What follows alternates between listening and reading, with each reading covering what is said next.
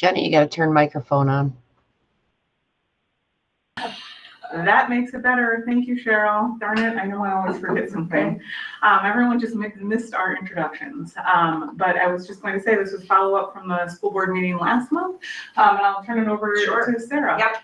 So last month, and for the last, I would say 6 weeks, the team has been very aware of course, our data and processes that they've been getting their staff and students ready for the upcoming school year. School year has started, it's gone well so far, but we do need to take a look at that 24-25 data that is in front of you. So if you want to pull up the document, there you go. So we've got this, it's in board docs for everyone to see, everyone has access to that. Well, this is some of the data that reflects the behaviors that go on in the buildings. And again, this was such a minute amount of data. We also have regular behaviors that are occurring in schools, both positive and both challenging. And so our teams are here to not only discuss and answer any questions that you might have regarding any of the bullying and harassment data, but about their behavior programming altogether and what that looks like and how we report on that. Because I will say that there are inconsistencies on how we report out data, and we are streamlining that process to make sure that it looks the same and that everyone is speaking the same language across the district, okay? So, Mr. Voldner, would you like to start with questions regarding this data, or what would you like us to do? Well, I know there's some board members who have questions about discipline and that sort of thing, Yep. So anybody want to get us started? I'll follow up on a question that was asked at the board meeting to see if there are any updates there. We discussed the categorization of bullying and harassment. Do you guys have any updates on how those categories are created? Because just a little bit that I was reading about Skyward, which again, I don't know all the ins and outs, but it did seem like there are a variety of tools for creating different categories, including a potential other category or general category. Do you guys have any info on that? We did add, after the board meeting, we added an other category for bullying last week, I believe. Awesome. Okay. Thank you, Jason. You're welcome. What was that category? Others. Other.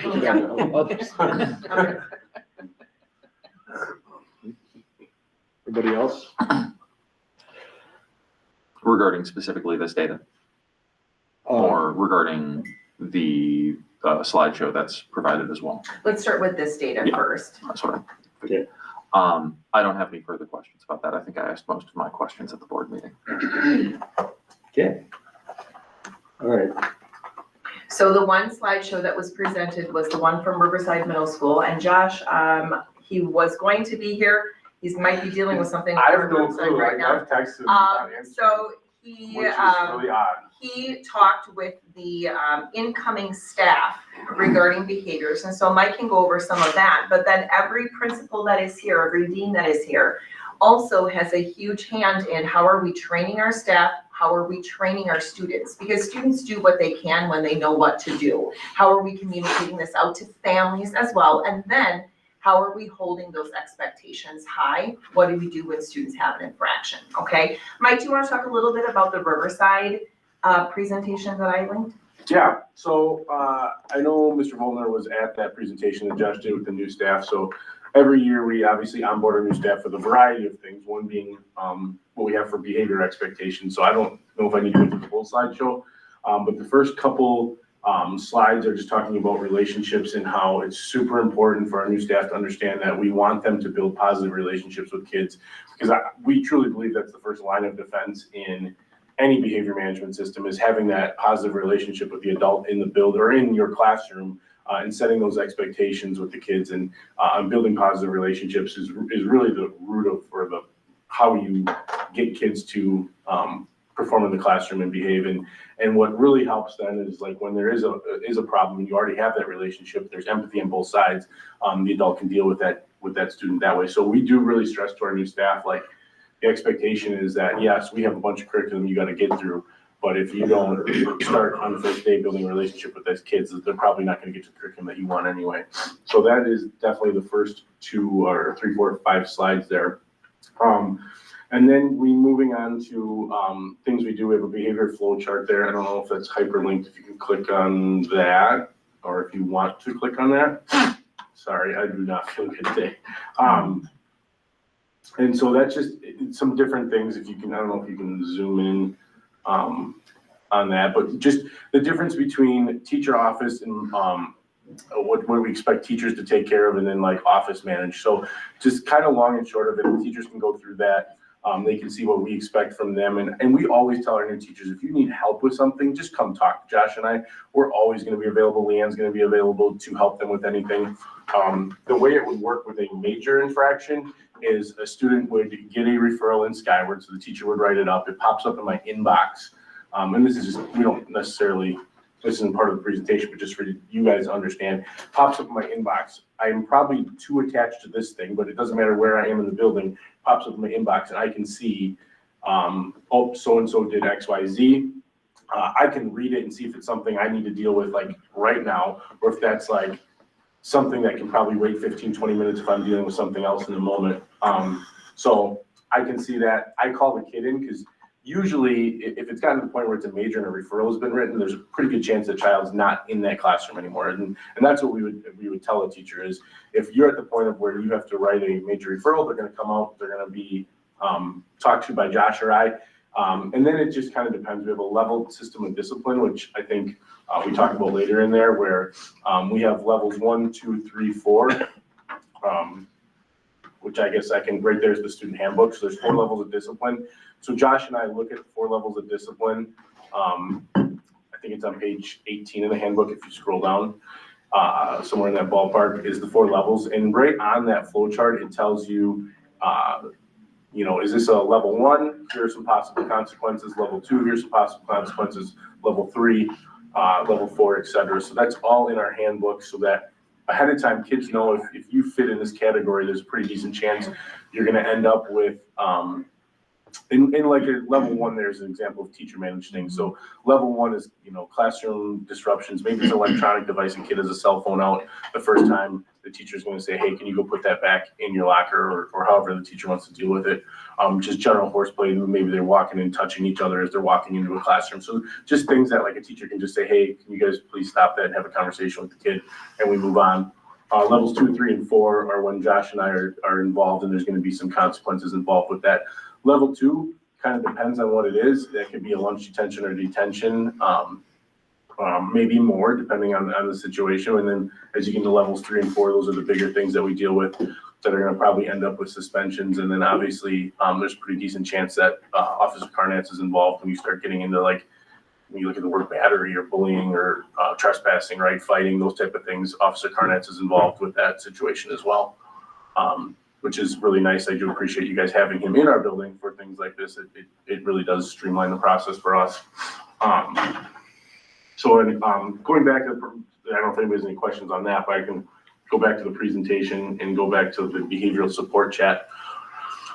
So one thing we added last year is we have a behavior support chat team on Google Chat, where all of us are on that Google Chat. If a teacher, it's kind of like a preventative measure. If a child is in your classroom, you can just tell they're off today, or they're starting to maybe ramp up. Once again, unfortunately connected to this thing too much. And Josh thought the meeting was at 8, so he's on his way. But connected to this thing, it pops up on my phone like, hey, could somebody come down to the art room? Could somebody come to 301? And it might just be, hey, we check in with the kid and say, hey, what's going on, buddy? Is there something we can do to help you with? It sounds like you're off a little bit today. Just as a check-in with that kid. And then maybe by the time we walk down there 35 seconds, it's like, hey, let's go take a lap around the building. Let's go do something, just as a preventative measure to get that kid in a good spot. And maybe the kid needs something different that day. And maybe the kid's like, hey, I just need a snack. Like, I am starving. Okay, we'll go find you a snack. So that's what we use that for. Moving down, it's just a video on how to, I guess slide 9 for us is how to enter an office referral, because obviously a brand new teacher in the building isn't going to know how to do that. So that way they know that process.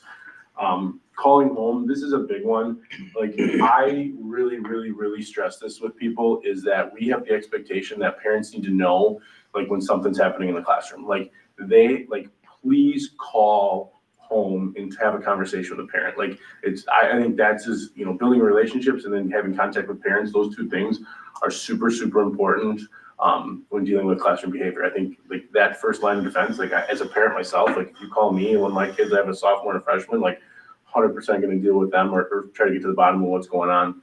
So anytime a kid is sent out of the classroom, like our expectation is that you call home. Like the expectation is call home, explain what's going on. And even if you've written a referral and I'm issuing a detention or a lunch detention or whatever, like I expect the teacher within 24 hours to call home, have that conversation with the parent, because I don't know what led up to that, right? I can just read that in the referral, maybe so-and-so threw something across the room at somebody, but I don't know what led up to that or what happened to that. And so having the teacher talk to the parent, I think is super important.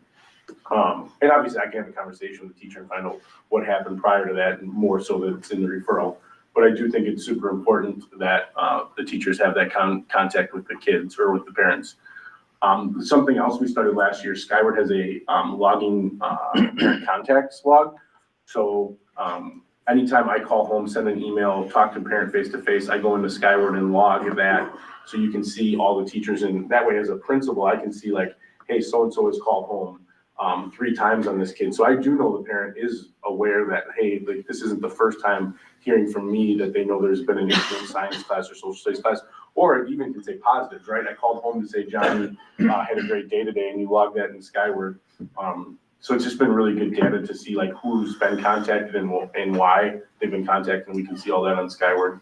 So I do think that's really nice. We kind of looked at our student handbook, the 4 levels of discipline.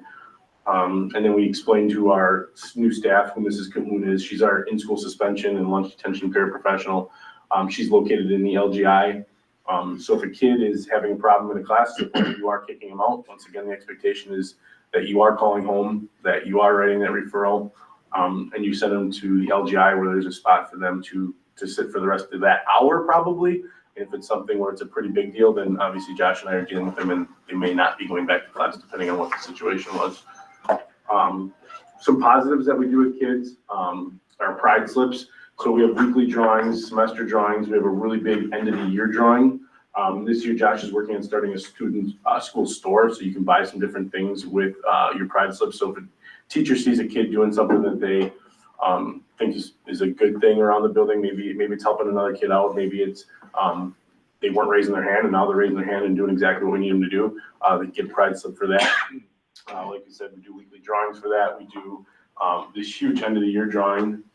So that's something important. I think it's also good to note, I don't know if it's in this presentation, but last year, and we've talked about some different things this year, but last year, for example, every quarter we had a trip based off of grades and behavior. So the end of the year trip is always Mount Olympus based off grades, behavior. Having Pat like over C or higher, and then usually it's maybe 1 major referral for that quarter. If it's a bigger deal, then obviously Josh and I reserve the right to not allow that trip to go. 3rd quarter was Brewer trip last year. 2nd quarter last year was Sunburst ski hill sledding trip, and 1st quarter went to Milwaukee Zoo for all the kids that earned those opportunities. I'd say it's usually around half of it, more than half earn the trip, but I'd say usually half decide to go, and some of them choose not to go to Mount Olympus, for example, because they have a baseball game that night and it's just impossible to get to Mount Olympus and back in a day and be back by 3 o'clock so they can get to baseball practice. So overall, I'd say the majority of our kids that can go do try to go. And then slide 14 is just visibility in the hallway. So passing periods in the hallway, we expect people to be in the hallway, model positive behavior, increases safety and accountability, setting a positive tone for learning, building stronger relationships, and creating a sense of belonging. And you kind of see some information down there at the bottom of that. Josh has a classroom management 11 tips to keep your classroom running smoothly, he shares with them. And then right here at the very bottom, kind of a wrap up, build relationships first. Office referrals are going to be put in student behavior via Skyward. There's 4 levels of discipline. Parent communication must occur before writing a referral for repeated behaviors.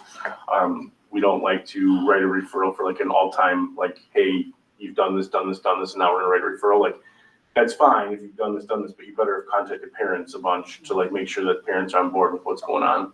And then, like we said, we do the pride slips drawings every week, end of the year mega drawing, and then quarterly I'm laughing at rewards. the end of your mega drawing. What was the end of your mega drawing? So, you know who was a big start of this was like Elliot Clark was awesome when he was our truancy abatement officer, going and getting donations. And we've had people go now, since Elliot's not been with us, do the same thing. Like we get Walmart to donate bikes and TVs, and like it is amazing the amount of stuff we get from donations from people by just asking. And kids walk away with a TV, they walk away with a bike, they walk away with, you know, a lot of businesses will give out a lot of, you know, pizza tokens, and Mullins gives out ice cream. And so like at the end of Bubbler, right, like kids will take Westpac stuff. So like there's probably 50 kids per grade level that win something on the way out the door on the last day of school. So, yeah. Any questions? I know that was super brief, and it probably took an hour, hour and a half with the new staff, and I got that done in 6-7 minutes for you guys, just to preserve some time. No, it's a very good overview. I just have a couple things. The reason we agended this is because of more of a perception problem. You know, what we hear things. And I gained a lot of confidence watching Josh deliver to the new teachers. I mean, you know, we wouldn't get that otherwise. Yep. And I appreciate you coming in and listening to that, because that's awesome. Yeah, and a good group of new teachers. They'll be very successful. I do have a few questions on one of the things that I've heard, Sam, I don't know, you others probably haven't been here long enough, but about the inconsistency. Have you heard anything about that? Anyway, that was one thing they said that.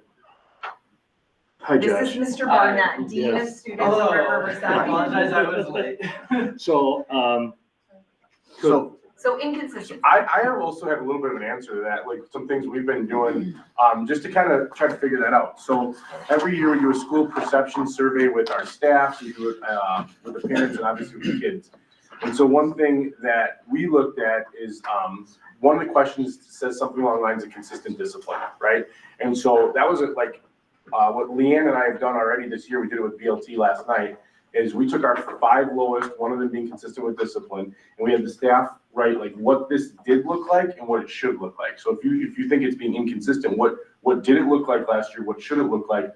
We then took that information at BLT, we broke into groups, and we kind of summarized that. And we're gonna look at that. And one of the things that I saw on there is teachers feel like they're not consistent like themselves. So not necessarily us being consistent, but they feel like maybe their next door neighbor is allowing cell phones, and the kid walks into their building or into their classroom, and now they're like, hey, you can't have cell phones. Well, so-and-so let me.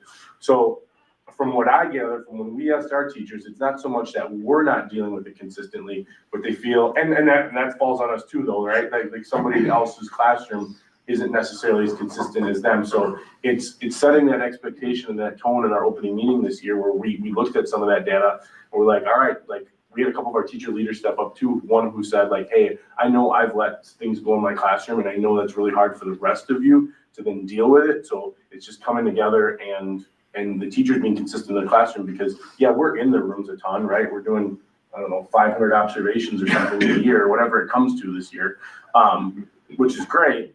But you're also not in every, like there's 60 classrooms and you can't be in every room, and what does that consistency look like? So just constantly having that reminder with the teachers and doing that. So that's what we found when we actually asked the teachers, like, what does it look like and what should it look like? And we, last night at BLT, sat down and looked at all that data for an hour. Craig also, no, Craig has his hand up. okay, let's I get just Craig need first. can you give me the full name for BLT? Oh, building leadership, our building leadership team last night. So it's, sorry. It's not a I was getting hungry. Not a I wish we served sandwiches. I could have used one last night. Okay, Greg, you have a question? Yes, I do. I appreciate all of the, positive reinforcements that are being brought forth, that Riverside is trying to employ to try to encourage better choices and better behaviors.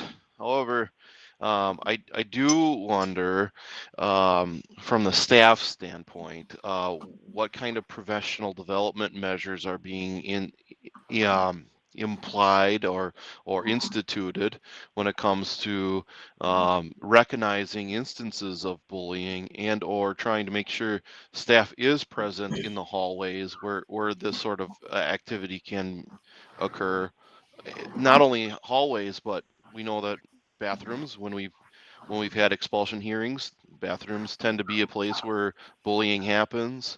That's outside of normal view of professional staff. And the one example I have is where a student may be joking around right in front of the teacher, but then the teacher might not recognize that that's a case of bullying, and instead of hauling aside the student that may be the recipient of the joke, more or less, and asking them why was that, how are you, was that something that I should be aware of, or what that sort of thing, so that at least they're aware of the situation and can intervene if they need to. I think I'm kind of wondering if there's still a disconnect between the staff intentions and observations of bullying and the instances of bullying in the building that we need to try to figure out how to get under control. So ironically, I mean, that's kind of why I'm late, is I thought this started at 8. I apologize. I should look at Sarah's invite. We have our breakfast duty, and so we have 2 staff that are there, and then one of the kids yelled at another kid calling them the B word. And so then both those teachers, like Mr. Barnett, been appointed, and then they were able to have me come in. And so ironically, I was already kind of starting that investigation that would be happening, because then of course, even the kid that said, well, someone said something to me outside of school. So that's something that happens in the hallway. There's always going to be some blind spots that you run into, and we're trying to be, fixing that. One of the things that we're doing is we do have Securely passes. So Securely is what we use for do you all know about the Securely for computer side of it? So if we want to, as a staff, you want to be monitoring the kids, what they're doing on the computer. So if you say you have 32 kids that are in a class, you can be monitoring what they're doing with Securely. And so you can see that. One thing that's cool is they have a feature called Securely Passes, which then we can go from having the old fashioned sign a agenda and be go to the bathroom, to now it's all digital. And with it being digital now, we can set parameters where you have to use the nearest bathroom.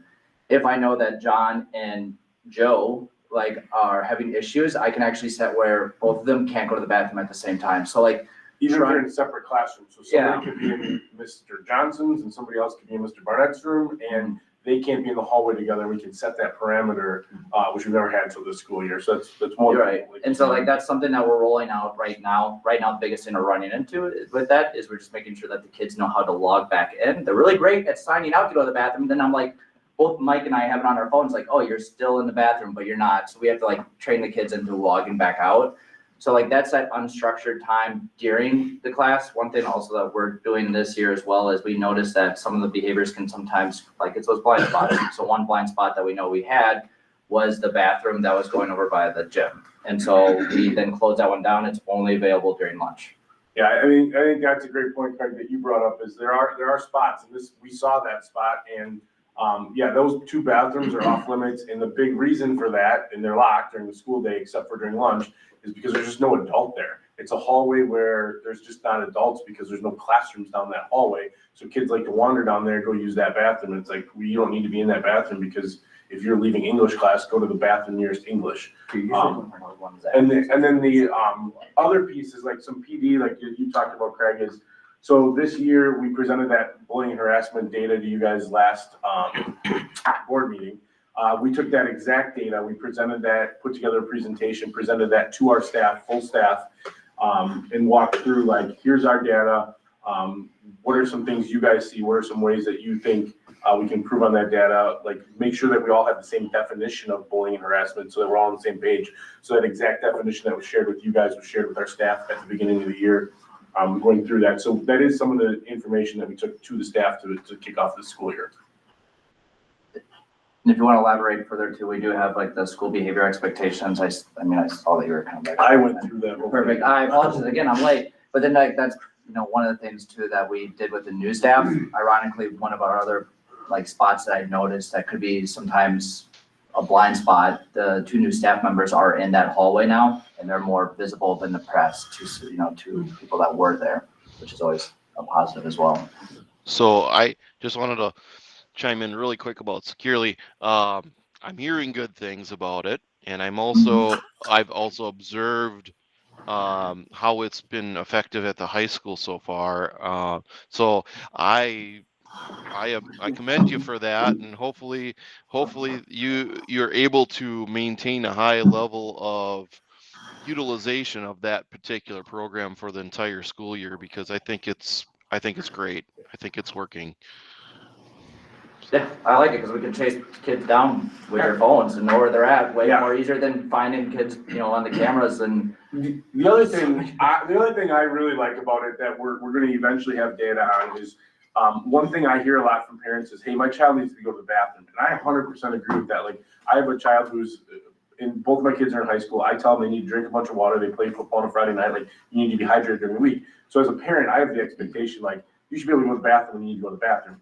But also as a parent, I expect, like, if you're gonna go to the bathroom, you should be able to do this in 2 or 3 minutes, right? Like, go down the hallway, get to the bathroom, and get back. And so one thing Securely allows us to do is we can tell that Joey was out for 17 minutes last period. And so the next teacher sees that and is like, all right, you can go to the bathroom, but Joey, you were gone for 17 minutes last period. Can we do this in a couple minutes? Because sure, one time a day, you might take a little bit longer to go to the bathroom, but most of the time you should be able to get down the hallway, go to the bathroom and come back, drink a bunch of water. And we appreciate that a ton. But also we can show parents, like, if a teacher's like, hey, you've been in the bathroom for 102 minutes today, that might be a little excessive. But that does have, like now we actually have a way to track it. Before it was like in an agenda log where you didn't have any real data. It was like they signed out 3 times a day, but how long were they really gone? It was Securely passed. It'll say so-and-so's been gone X amount of minutes from class today. And we'll be able to have a conversation with parents then and have some real data for them. So I'm excited to see that as the school year goes on. It started the first day of school, so we'll see. Cool. The only thought that I have, to bring this in, first of all, I think that the detail here is great. I think this is what a lot of people would be looking for. Your flow chart really helps to explain kind of the delineation between how things are handled. I think when you couple that with the student handbook for the middle school, you get a very clear idea of what the consequences are for various behaviors. I think that's good. The only concern that I have is when we're looking at minor interventions. I personally think that some of those might be a little bit more significant than requiring what you call a tier 1 intervention, at least some of those tier 1 interventions. Now, again, we're linking to another website. It's not a document that you guys have made, and I understand that. Some of the tier 1 interventions on this website seem to potentially run in a counterproductive manner to properly addressing behavior. When we're talking about having a snack break in response to a behavior or listening to music are 2 that jumped out at me. Again, I'm not saying that this is necessarily what you guys are going to immediately. Those don't seem to me like a good response to most of the behaviors that at least I remember from my time in school. And I would imagine that the behaviors have not changed significantly since then. So I like what I see in the student handbook. I like the explanation of, possible responses or consequences and behavior supports. I think those look really good. Can you tell me a little bit more about kind of the guidance that you guys are giving to teachers and how to handle that as far as things like tier 1 supports go from minor interventions? I'm thinking of a student saying, no, I'm not going to work, and continuing to be disruptive. And after that initial redirection, which is a great practice, of course, the student continuing to refuse to engage and continuing to distract. Where do you fall up? I mean, if it continues, then you can send them out. But my big thing on something like that is you better call home. Like when that happens that day, a kid refuses, maybe for that, I don't know, if there's 20 minutes left, maybe it's just let them be, but then call home. And then even if we have set up a meeting, like what do we got to do to contact that parent to get them on board? And then once we contact that parent, if that continues, that's risen to a major, and our teachers know that. And then we're going to get involved, and then we're contacting parents, and we're going to issue, whether it's a lunch detention, or if it gets to be even more, then we'll do more and set up a meeting with the parent. But to me, the biggest thing is I want my teachers on those level 1s. My biggest thing is please call home. Like, and our teachers like to email, and I always like to say call home, because I just think it's great to have a conversation with a parent on the phone and really tell them what's going on. And then that way we let them intervene. So that's my number one thing as far as that goes. A situation like that, I would say, if you have to send them out, we can send them out and we can give them maybe it's lunch tension with contact a parent, right? Just like, hey, you told a teacher no 3 times a day. We're not going to do that at Riverside. But I want a contact home, 100%. Absolutely. And I'd throw out there too, when you have kids that are sitting there saying no, they're refusing and stuff, I feel like it's kind of our job, teacher's job, to figure out what's going on. Mhm. Like, what's happening here? What's the deal? Why are you acting like this? And that's where we find out, man, they haven't eaten, they don't have food, so we're gonna maybe bring them to the office, give them some to eat, or it could be an academic issue. The subject's too tough. When you're at the middle school, you're not gonna say, this is too hard for me. You're gonna blurt out, you're gonna use refusals, you're gonna do stuff. So figuring out what that underlying piece is there, like why are you refusing? Maybe you do need a little extra help. I'm gonna try to get you that on the side rather than making a big deal of this in front of all your peers. So all of that stuff plays into it. Yeah, absolutely. Yeah, I think that discretion is great. So I suppose that is kind of what I'm asking about. One of the things that I've heard that's not very positive feedback, I suppose, is people hear stories about students being disruptive or not engaging with the class appropriately, doing things that are not necessarily physically harmful, but that are disrupting other students. And they get sent to the office and they come back with a bag of Cheetos. That's specifically the language that I've heard used. And so I'm thinking, if I'm a student and I'm goofing around, I don't want to be at school because I don't like being at school, and someone says, "Are you hungry?" I'm going to say, "Yeah, give me a bag of Cheetos." No one's going to say no to food. And I've heard that too, and here's a little bit more. I'm super cheap. And so Casey can attest to this, I'll buy kids that I've set an incentive, so last year, a kid was struggling, and then I'm like, what can work for you that I'm gonna spend my own hard-earned dollars, or not one of my own children right now. He's like, I like wings. I was like, fine, I will buy you wings from Gas House if we have a month of fantasticness, and I'll spend my own money. But I do not, a kid has to be I would say it's 2 times a year that I might give a kid some food, maybe 2 times a year, where a kid is and maybe I know other people do it way more, but for me, it's trying to figure out what the issue is. And if it's food, fine, we can go grab them something from the breakfast line or whatever it is. But truly, I'm cheap and I don't do that. So I don't know where that notion from the middle school comes from, because I have nothing in my office. I have some peanuts right now for myself, and that's it. I wish I had more in my office, but that keeps me from eating myself, which I don't need to be doing all day either. Sure. So that just doesn't happen. I don't have Cheetos in my office. It just doesn't, that isn't a thing, because I don't have any food in my office.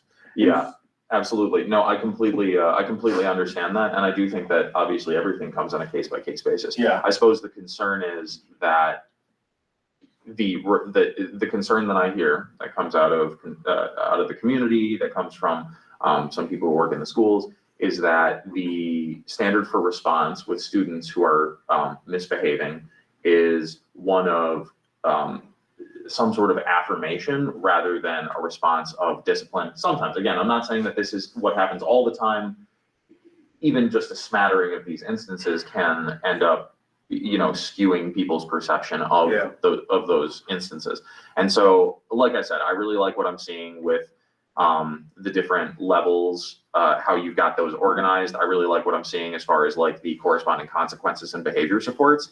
But I think that as far as we go as a district, we should be very careful about providing positive feedback for behavior that we do not find appropriate for the school environment, just because that really only encourages further behavior down the line. And I think that I think you can kind of see it echo and resonate up to the high school level at that point, which again, I'm sure I'm not telling you anything you don't know. No, I totally agree. A kid doesn't come down to our office and have something where, if they're constantly disrupting class, I will tell a teacher, yes, you can send them out. You should be, if it's a disruption, they should, and they can't handle it, please send them to the LGI.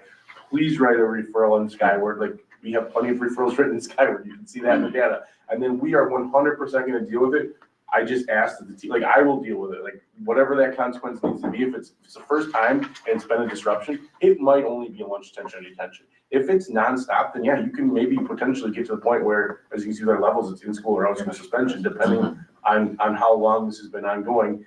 And then it's, to me, it's just making sure the parents truly know about that and from the teacher, like call and say what was going on in that classroom. And so I 100% agree with all that, what you have to say. Sure, thank you. Yeah. Lori had Julie? her hand up before I did. Lori had her hand up. Oh, Lord. Yeah. So you can, in behavior, you can reinforce the wrong behavior. Yeah. Sometimes it takes time to figure out, like, is somebody really, what's the underlying need? Mm-hmm. So how do you deal with a kid that has figured out how to game the system? Like, for good example, so when my daughter was in school, she would act up just before recess every day for a while. Well, they figured out eventually that she didn't want to go out to recess outside. How do you figure that out, and how often does it happen where you get a parent, you get a child that doesn't, like it's not obvious what they need? So probably, like, one of the things last year that we were doing, I mean, we always had our BLT time, that we'd be sharing out our information, and it would be about like 80% of our kids are being able to follow expectations. I think at the last one I was looking at for May, when we presented, we had 72% of the kids who had 0 referrals. If you include 4, because I'd probably be one of the 4, maybe a little bit more. Like 1 1/4. Like 1 1/4, you would still be in that 80 percentile. The ones that go higher, then that's where we're starting to look at why are we getting that reason. And so we always did our Wednesday meetings where we would be collecting that data, and then it'd be like student services and administration, and we look like, okay, well, what's going on? Like, we're noticing that this same child is always having this behavior. What can we do to be, curbing that? And so, like, some of it might be just a simple one where we're able to look at it, finding out that that's a common one that's always right before lunch. Oh, she doesn't like lunch. Maybe we find out it's where she's on one class, like, and then it's like, okay, maybe we have a conversation with that class, that teacher, and then the family as well. Other ones, like where it goes like to the higher level, which is just like going into more of like the RTI model.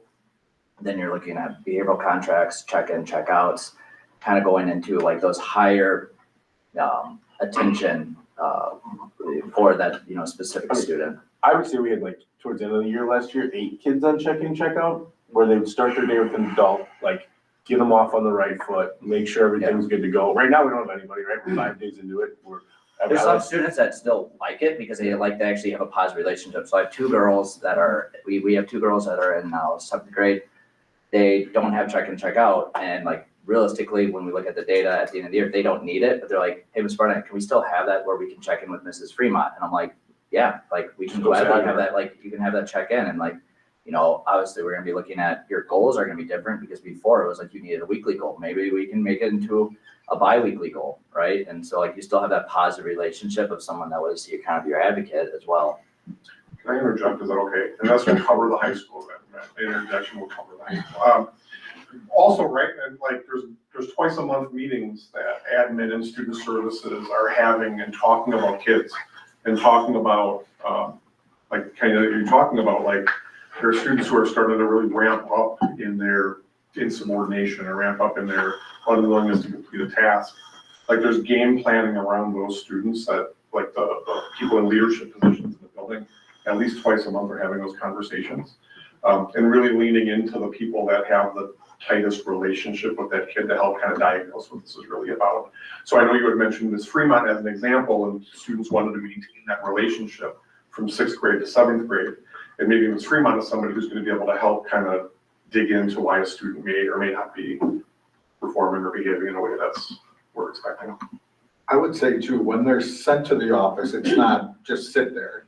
We're having a conversation with them. What's going on? What's happening? Why? You know what I mean? Just those conversations, and that teamwork again with home is huge. When you make those contacts home, when you're talking to parents, you're getting a full story about the kid. You're finding out what happened to them that morning. Maybe why they didn't get breakfast, or they got in a fight with mom on the way to school, or, so all of that stuff is happening. But yeah, it does take time to figure them out. But the more we get when they're coming in from us, from the kid, is important too, because sometimes they know, sometimes they don't. Sometimes they're just dysregulated and we gotta get them calm and into a state where we can figure it out. Okay, Craig has a question? I'm sorry. I was just, Craig can answer the question. Oh, okay. Yeah, at this point in time, I feel like our administration, our building administration, are masters of being able to discover trends and observe trends, right? So in the situation of, where discipline matters seem to keep coming from certain classrooms, administration picks up on that. I'm just kind of curious on when it comes to some of the behaviors in the classroom and I guess classroom management skills. I have heard that one of the most effective tools to help deal with that is to allow a teacher to sit in and observe other teachers that are really great at those particular types of skills. And I think that if a teacher has some challenges with classroom management skills, they may also have some challenges recognizing bullying in the classroom as well. I don't know. I would encourage the administration, building administration, to continue to find ways in which those teachers that need extra support continue to be mentored and or observe other teachers that do have high level of skills in that particular area. What are we doing on that front to try to help? I think that you're 100% right, Craig, like, for sure. Depending on the situation, like, I was looking at Mr. Hayes is over here, and I remember 2 years ago, or 3 years ago now, or you were in our building 2 years ago, I think. Chad was great with behaviors, right? Kids, probably why he's in the position he's in, right? And I had a teacher who was struggling, and that was like, I went to Chad and I said, hey, is there any way she can come observe you? Is that a possibility? So is that something we do every day? Probably should do it more, 100%. But when I'm meeting with a teacher and I see them struggling with classroom management, the first thing I'm going to offer is an opportunity to go watch another teacher, whether that's during their prep or even if I have to go get them a sub, right? We're going to get a sub because I know somebody's really good at what you're doing. And so that's something I'd say I offer 2 to 3 times a year to somebody that you can tell is like there's some classroom management stuff. Go and observe this teacher who has the exact same kids. I'm just using Chad as an example because I see him sitting over there and knew he was really good at it. And I had a teacher that did go into his room. So that is something we do, and I think it's super powerful. The other thing we do with our new teachers in the mentoring program is they are forced to go visit for at least a half day. I think if they're a veteran teacher, watch somebody else teach, and I think if it's a new teacher, it's a full day, right? Maybe 2 half days or a full day. So we do that with our new teachers as kind of part of their deal and give them time to go observe other teachers. It's a great idea. I can jump into last year, one of our grade levels in reviewing our behavior data, we meet weekly with my student services team at Douglas, and we look through behavior data for trends, growth, look for new things showing up. And we noticed that one of our grade levels had 30 referrals. I don't remember the exact number, but it was excessive. And we dug down in a month's time and noticed they were from 4 students. So we reached out to that grade level team, the teachers, the special ed teachers who work with that grade level, and our student services. And on one of our work days in January, got together, got lunch for everybody, and had a brainstorming session. The teachers shared, like, hey, this is what I'm seeing, because everybody had a student that was, struggling and disrupting class and things, and they're little, so it takes, sometimes you try many, many, many things till you figure out what works. So they brainstormed strategies. We have the student services there to support, because everybody has different strengths and different things they've tried. So each teacher got to share a little bit about what they were seeing, what they thought might be leading up to it, but they had kind of exhausted their tools. And amongst the team, we figured out we asked every teacher to pick one thing they were going to try, and then connected them with the different student services workers. So our counselor ended up working, with one of the students and things, and we saw significant, I'm talking 30 to 7 from 1 month to the next month's referrals with the same little group of students. And it was just, So they shared at our staff meeting, like how powerful that was, coming together, looking at the data, brainstorming, spending an hour together, just sharing ideas and trying something that someone else had tried and worked, and it's, I mean, positive from the year on, the rest of the year then. I mean, it was very helpful to see the value that the team brings, and like everybody has expertise, so. Yeah, if I can speak to that, I didn't learn some great techniques until I was subbing after I was done teaching, going into other people's room and going, why didn't I know that 30 years ago? So if we can make that happen, that's great. Even if we could tape teachers who are, it doesn't even have to be a behavioral situation. I think we should go in that direction. I do have a question. We have a hard time getting and keeping subs. What do we do disciplinary to help subs out? I mean, one thing I try to do is go talk to them and say hi and like, hey, Mr. Cunningham. Most of our subs now that we do consistently get know us, right? And they kind of know our procedure. It is with the new ones. Jenna we have a red binder that has like each teacher has a bunch of different things in there to help with the subbing situation. And like I said, now it tends to be the same couple people that we get. So they tend to have a relationship with us, know who it is. Like this week we had the same guy in all week. And he knows how to get a hold of us. But they're different than the classroom teacher because they can't establish a relationship. Yeah, with them. correct. So what are we doing if this kid's being disruptive? Do they go to the office and get sent back or? Back to the sub? No, I don't. Okay, send back. okay. No. And then there's also ways too that you can try to be preventative as well. So like, that say your third hour for that class is always gonna be a little bit more higher. So either one, you try to do pop-ins. There was, like, that's something we did last year, or like if it's a room where there's kids with IEPs, then we could be looking at utilizing more of either a paraprofessional or a special education teacher. Just be like, hey, like, can you spend, I know you're like doing co-teaching in 2 separate rooms, but can you be going into this room just a little bit more today than versus the other one? And so like usually just utilize your team. Like it's not always just gonna be either myself or Mike, but there's plenty of people around to kind of help make sure that they feel that way. And then just the value of being heard, I think, goes a long way as well. Okay, Julie. So I have a question about that, but I have a question about another previous discussion too. Dan, you said we have trouble getting and keeping subs. Yes. Do we know, have there been any conversations about why the people that could sub are reluctant to step into that role? Is it discipline in the classroom? I think it's a great question for the Human Resources Committee, because I know that they have dug into subs Okay. and other resources, and I'm sure that Margaret has some of that data. I'm on that committee and I will ask that. Because I do think that plays into it. If discipline is the issue, and I have heard that in the community. I know some people that I think would be fantastic for subbing that just don't want to step into that role for that reason. Perceived or real, right? But the one thing, somebody made the statement about bullying in the classroom. Look, I'm a firm believer in classroom management begins with good teaching. It's fundamental pedagogy. Okay, so you diminish the likelihood of disruptions when the teacher is really doing a good job. Unfortunately, there's an innate quality and there's also a learned quality to that, obviously.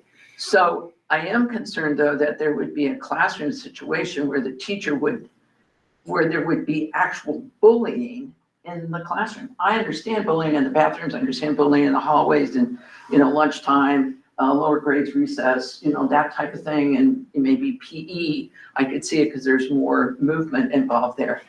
But true bullying in the classroom is like almost incomprehensible to me that it would even, I'm looking to you because you guys were talking about Riverside now, and maybe in the high school or elementary schools, I don't know. So what we can do is, and this particular data set doesn't reflect the location of where it has occurred. We can drill it down if you're interested to know where the locations are, because typically this is happening in non-classroom Well, spaces, that's but my- we can drill it down for you. Yeah, that's my expectation, Sarah. I think that discipline in schools begins with management by walking around. Sure. People being in the halls, people being available, being visible, not even just being friendly, just being out there, talking to people, engaging. I love the greeting at the door. Sets a tone for the entire day. But if it's happening in the classrooms, I think we should know, because that then becomes, to me at least, to some degree, a bit of a different issue, because that is involving a teacher in classroom management. Yeah. That needs definitely to be addressed. Yes. So, I would agree. And I think, I mean, we can look at the location data and stuff too, but I do think it probably happens not in the classroom as much as other places. I hope so. And like this weekend, I started my day off yesterday with something that happened over the weekend in Google Chat at 1:47 PM on Sunday, and I'm like, you guys should have called the police, like, and then instead of doing that, you bring it to me at 7:45, which is fine, and I can handle it, but it's really hard for me to control what happens at 1:47 on a Sunday. I have one follow-up question. Okay. And excuse my ignorance on this. I said I've given up trying to catch up. I'm just trying to stay even, okay? acronyms. Okay, no. I hope securely isn't an isn't. No, that's not an acronym. It's a company. That's a long acronym.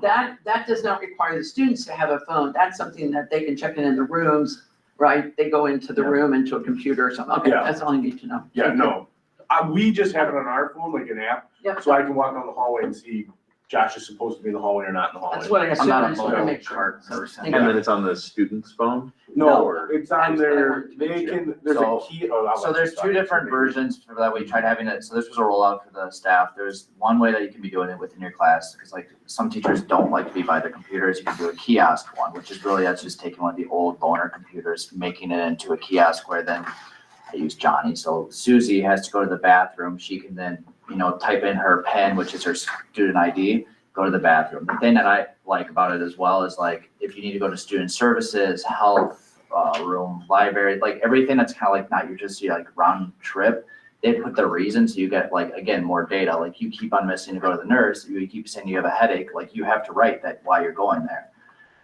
The other version of it that some staff are using is because they're like, I don't want to use a kiosk. I'm like, okay, well, the other one is then the kids will have to open up their computer, and then it's just like, how we have our 3 dots up top, they can do the drop down, and then it's been saved. They set their dashboard. So their dashboard would be just like who they have for their classes. So that one of the things that they did was put in all their classes.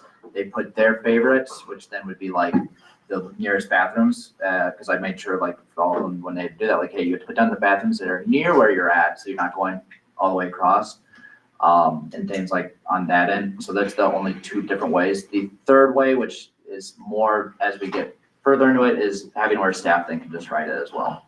So saying you didn't bring your computer, they can physically write it. And when do we start employing securely?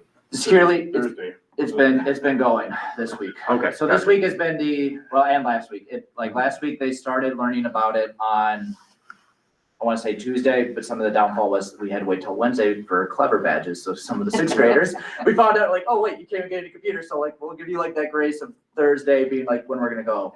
Right now it's week 2 of it. So now it's like I said before, it's just now getting that idea of like logging back. And that's just the securely pass part of it. Securely, we've had for a long time, where as a classroom teacher, I can see on my computer what you guys are all doing. So if you're playing video games and not doing your English, I can either lock that or go talk to you or whatever I need to. Yeah.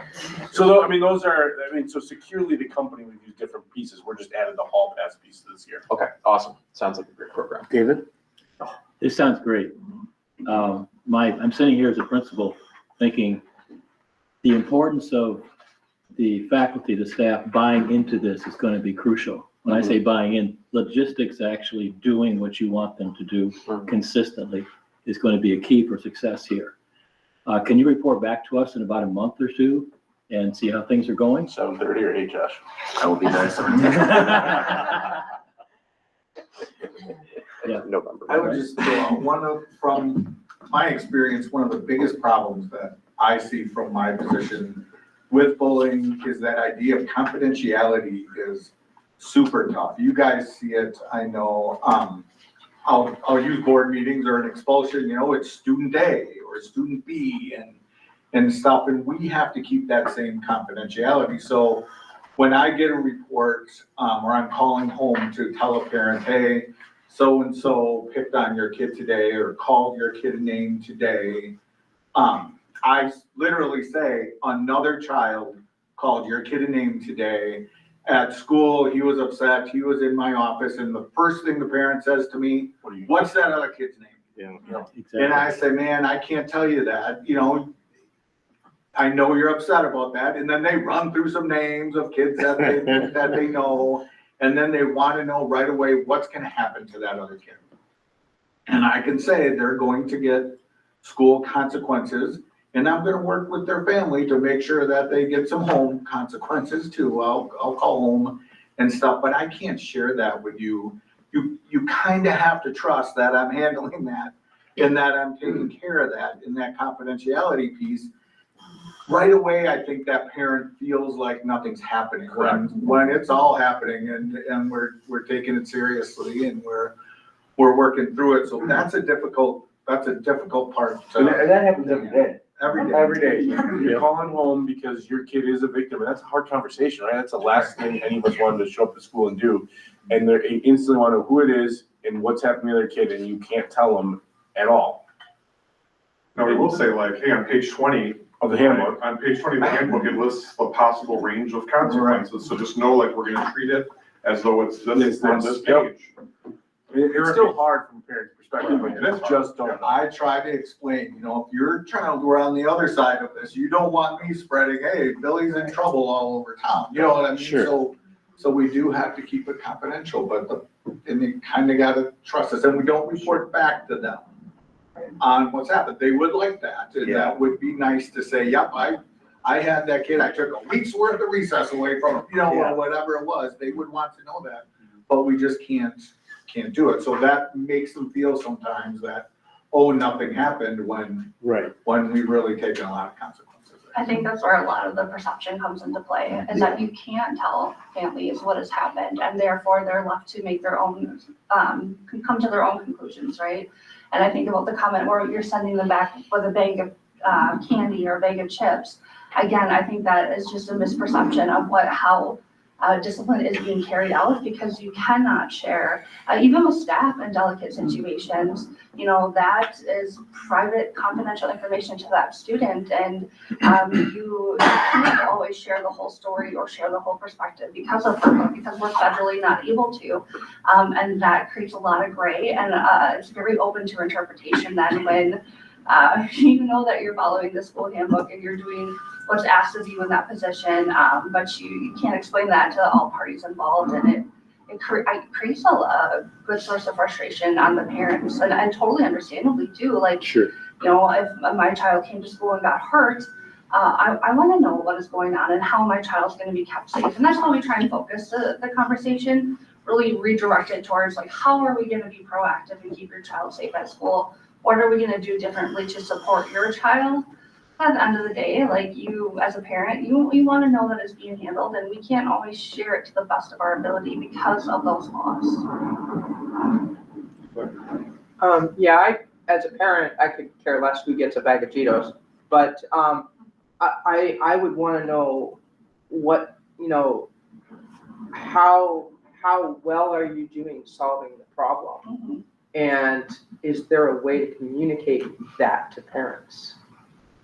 Like, you can say you dug into it, here's our handbook, and we're gonna follow the handbook, but that's like more of a track record, like, okay, so we're, we have this much bullying here, right? And this is how we're handling it, and look at this, we're doing a lot better, and we're a lot safer. Is there a way that we can communicate that if that is in fact the case? Well, I think that we're doing that with our meetings with the board and making sure that it's out in the open. We can also put it in as data points on student growth and achievement, because it's not just about grades, right? It's about all of the other pieces too. It's about engagement, when students are engaged in classes and they're engaged by that really great teacher, then all of the other periphery stuff isn't occurring.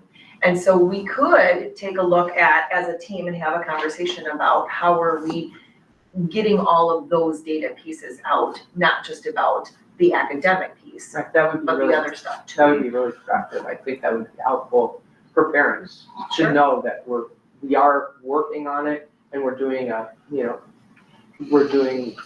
measurable job of making sure that everyone is safe. Yeah, just a callback that's very general. You know, for that parent that's upset that I can't tell them what's going to happen with their child, the best outcome for them is that it doesn't happen again. Right. To their Yeah. child. So that's what they're focused on. They're not looking at our whole district harassment, bullying, Absolutely. system. They're looking at, I don't want this to happen again to my child. So if we do a good job with that, working with families and parents and kids, it won't happen again to their child, and then they'll feel better. Thanks for bringing that up, because that was very important. Sam? Sure, and then to bounce off of what you said about because I agree, the most important thing is not to have repeat issues occur. So I see that where you start to talk about student discipline in the handbook, it does say discipline progression, but there's not a clear line of the progression of discipline with repeated instances that I see. Maybe I'm missing it in here, but do you guys have like a clear progression of discipline Like for repeated Is there a incidents? level, like a level 2 or 3 that you're specifically looking at for us? So just at the top of that section on page 15, it says discipline progression. The middle school will communicate expectations to students and parents. Repeated refusal to follow school rules will not be tolerated. Associate and the associate principal and principal will be actively involved in meeting with parents and students in an effort to solve behavioral issues.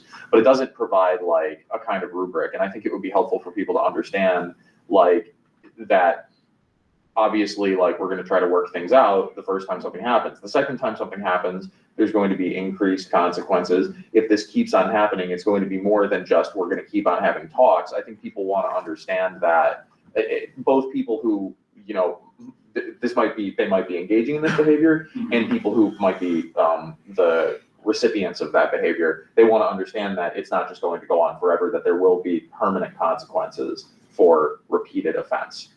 So if I can just jump in, so it's not as clean, I think, as what you would want to see there, but on page 17, it talks about like a listing of like administrative conference all the way down to expulsion. Yeah.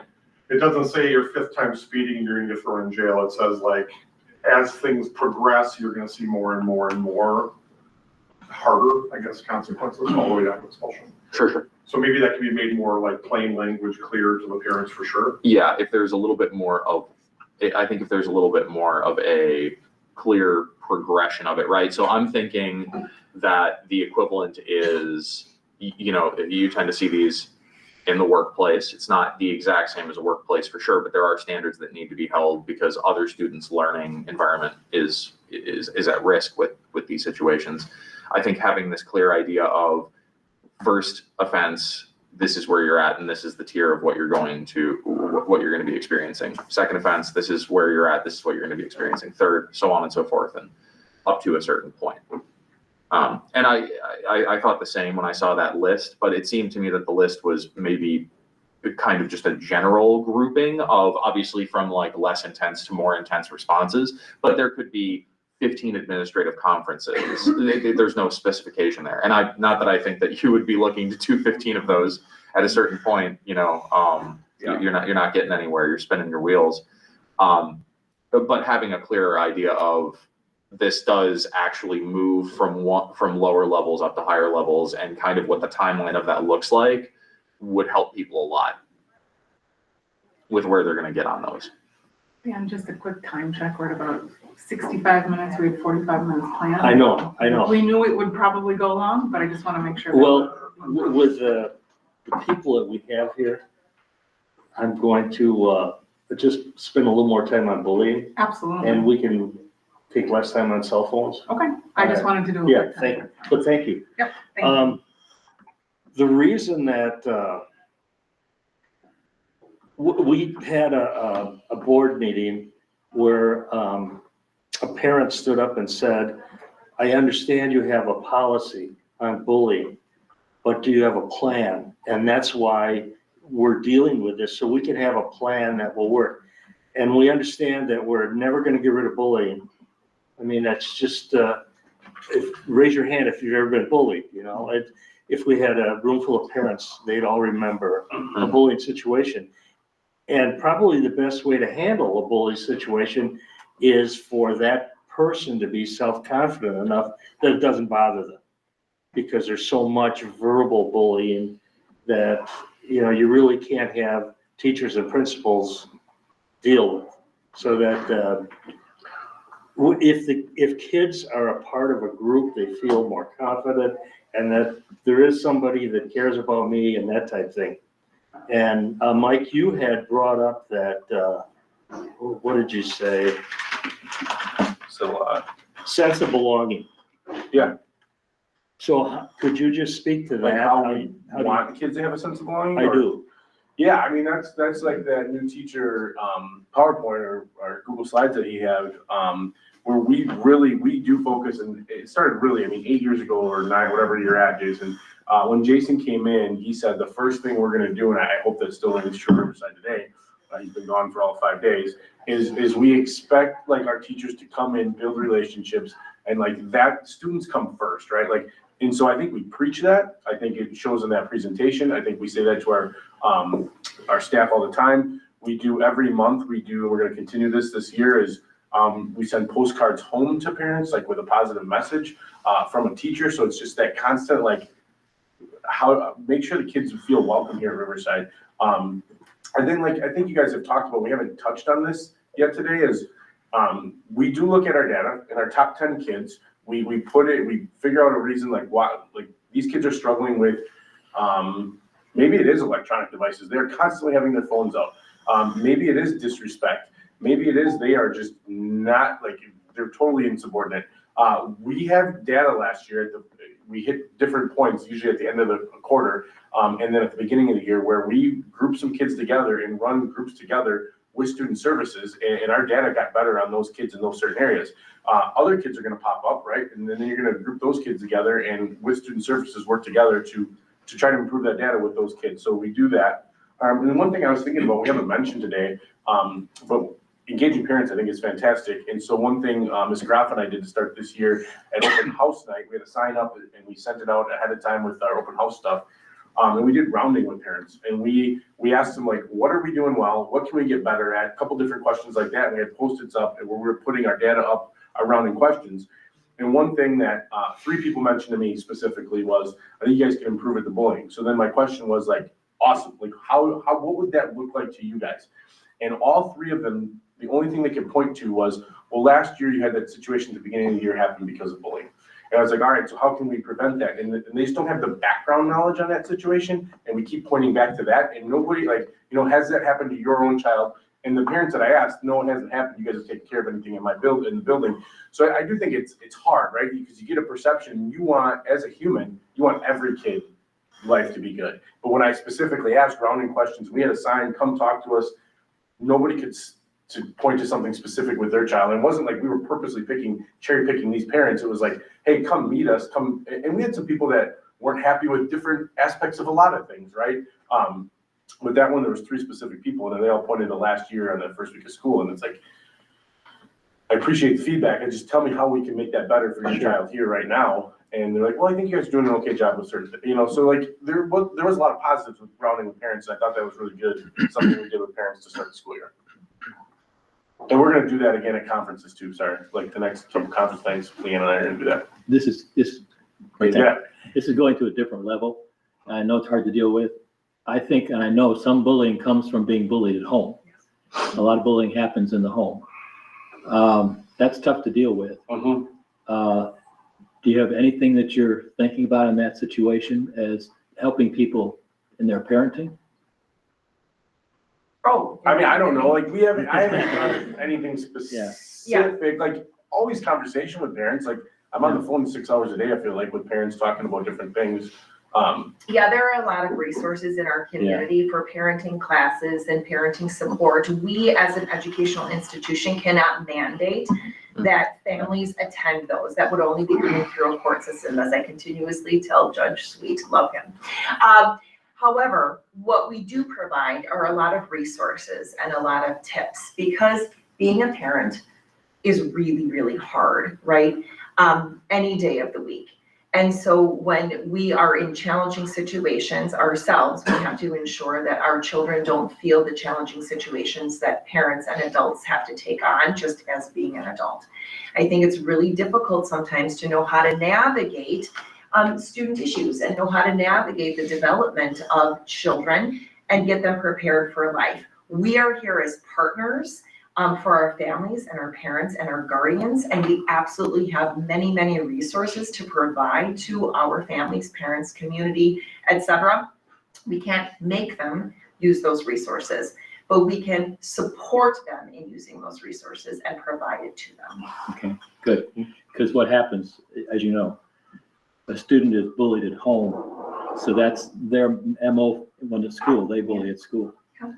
And that's, yeah, I've talked with many parents on that. See, Yeah, no, I think that there's a lot of truth in that, David. But I think similar to what Sarah was talking about, there's an important line that that needs to be respected between the home and the school.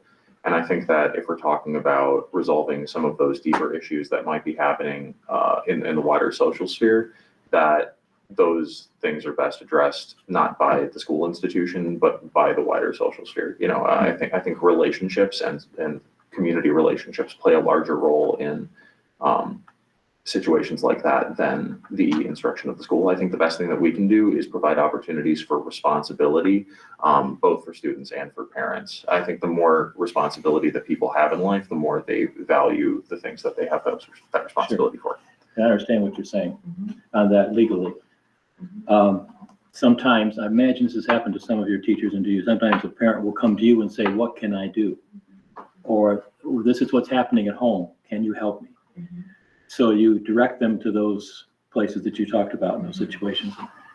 And they kind of look at us sometimes, even in the public sector, as being someone who can help them that has some professional understanding of this. Yeah. That's kind of why, and I'm sorry I didn't get this to everybody ahead of time, but this particular resource, Sarah, is for parents that might not know that they have a child that's bullying. And this website that I had found, and it's called Yes, Youth Equipped to Succeed. The resources here are just absolutely fantastic. They're out of Texas, but they serve the United States and international. So, and most of the things are at no cost, which is, we like to hear that. Kate, Brad. I would just throw, not to open up a whole nother, but I know the people sitting around this table have gotten this response 100 times. Not my kid, not my child. He did not, she would not. That's a tough conversation to have when you're calling home to a parent, and when you get that response from a parent, it's difficult to help them navigate through. Like, if that is going to be your response, the child's probably going to continue with that type of behavior until you're willing to accept and do something to help. And we can have videos, we can have other kids, 10 kids tell us that they heard this child say this or saw this child do this on the playground, and often the response is, my child would not do that. So that's a tough sell sometimes. Perhaps a question I should ask is, why did you want to be a principal? Yeah. Emily, did you want to? Yeah, I was just gonna say things about kids who are doing bullying behavior, you know, just thinking, just like any other skills, you know, that they're lacking, you know, digging deep into why are they acting like this? Maybe they don't feel connected, maybe their self-esteem is tricky. And so working with families, working with our teams at school to try to figure out how to build whatever skills are missing or lacking or delayed, so that they can be positive socially with their peers too, and not, maybe school's really hard. I think we talked about that before, like, why are you disrupting in class? Maybe it's really hard for you. So there's, you know, they're being treated badly and they're treating someone badly, but trying to dig in a little bit, work with the families and figure out how to build the skills that aren't there yet. That's good. Lori? Do you have the data from parent rounding, the feedback? we have it up on our wall in the Commons. And I know Ms. McCrory was gonna put all that, the comments together on a thing, and I have not seen it from her. Okay. But it's all up on Post-its in our, like, in the Commons on a big bulletin board. Could you make that available to the board, even a picture of it? Yeah. That'd be great, 'cause it'd be nice to have that connection Yeah. and feedback. Okay.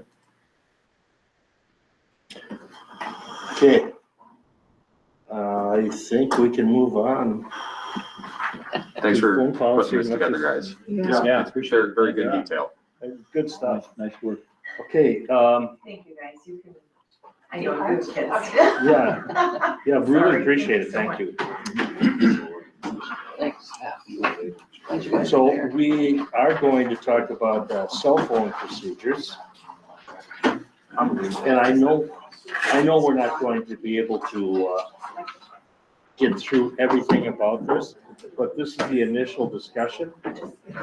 So, If we could have that. Yeah, the high school, once somebody's gonna stay from the high school. And maybe. Mike, can you stay just for a cell phone conversation real quick? Sure. Oh. Can I show, Emily I want to know something? how to log parent communication in Skyward. She learned But something. We can Google me later. Great. Okay. Thanks so much. thank you, guys. Thank you, guys. Thank you so much. Cell phone, next, yeah. Okay. I did have a conversation with Mrs. Cahoon last spring and spring. She said that perhaps 90% of the discipline problems, at least at the middle school, because of phones and their use. I don't know if it's that high, but it's high. Yeah, okay. And so we wanted to talk about that, and we had a presentation from the Watertown Health Organization, and they gave us a book, The Anxious Generation. The Anxious Generation. And I would encourage everybody to read that. So we wanted to start a discussion on that and what it is that we should be doing in the district in order to limit screen time. So what are we doing? And then we need to find out what's the best remedy for this problem, so. Yeah, and I think when we started chatting, we thought this would be a great opportunity to get feedback from the board and allow administration to gather some information about what the direction the board is wanting to move as it relates specifically to cell phones and cell phone procedures. And I think it's very helpful that we have high school and middle school staff here to talk about what is our procedure at this point, and any ideas or feedback from the board so that the administration can take the opportunity to gather thoughts about next steps. Right, and if we could get to that point, then we can discuss later, What those yeah, next steps might be. without putting in another 45 minutes, but it's important, so. Do you want to start? Yeah, Jason? okay, Okay, and Chad, I'm eventually gonna take you in if that's okay, but like, I would say the high school, like Mike said, I don't think the cell phones are that big of a driver in our discipline referrals. I do think that is the case with high school. So you do think it's a little different in middle school? For sure, I think, and the middle school doesn't allow it, right? Like, put it away, put it in your locker. The high school has had a policy where keep the class time sacred, but like before school, after school, passing periods during lunch, that student, like acceptable use for the students are allowed to use it during those times. And so I would say that walking into the high school, one of the first things that I get a chance to look at is data from Chris Malloy about everything related to the high school. And one of the things that you noticed right away was like tardiness and cell phone violations are the vast majority of the referrals at the high, where middle school might be insubordination. At the high school, it is tardiness and cell phone violations. And so I'm gonna tag Chad in here for a second because like Jen and Chad saw that same information. And Chad worked in our building too, so he's got a little bit of perspective there. And developed worked this summer right away on developing a plan to address that, because I think everybody saw that as being a bigger issue at the high school. Want to talk through that a little bit? Sure. I think just my first year in the high school last year, like the biggest thing that I saw was kids in the hall being on phones and like the inconsistencies of, well, the thing that just came up when I was meeting with teachers this summer was like the culture killers, the things that ruin relationships. So I spent a lot of time with the assistant principals the first 20 minutes of the morning chasing kids around for their cell phone. And immediately when I walk into a room or assistant principal walks in the room, kind of kills the culture of what's happening, you know, hurts the flow. And in essence, it's making the kids into liars because they don't want to tell you that they have their phone. So I was looking for ways with staff to kind of improve that. And the biggest thing that came up with the teachers is they wanted the cell phone caddy. So we changed our policy to 4 steps, back to the communication from parent to teacher to home. On a first offense, the phone always goes to the office. So, but the teacher's communicating home, your child received an electronic device violation, and their phone is in the office, they can pick it up at the end of the day. Steps 2, 3, and 4, it's always gonna be an admin calling home and contacting parents, letting them know what's next. So there's no more of that culture killer of us coming into the classroom the first 10, 15 minutes, and we're not punishing the kids for multiple days. You messed up, you're gonna reset, we all goof up, the next day you're gonna restart. And I feel like the new policy, when it gets to the 4th step, we're gonna identify quickly, you know, students that are really having an issue with that cell phone and what kind of a problem it is. And then we're gonna look at, okay, maybe you need to take a break from your phone and those kind of things. So that was the biggest thing, that we are trying to eliminate the inconsistencies in each classroom, like what the expectations of students and their phones are. Where it's a building-wide expectation now that when the bell rings, your phone will be in that caddy.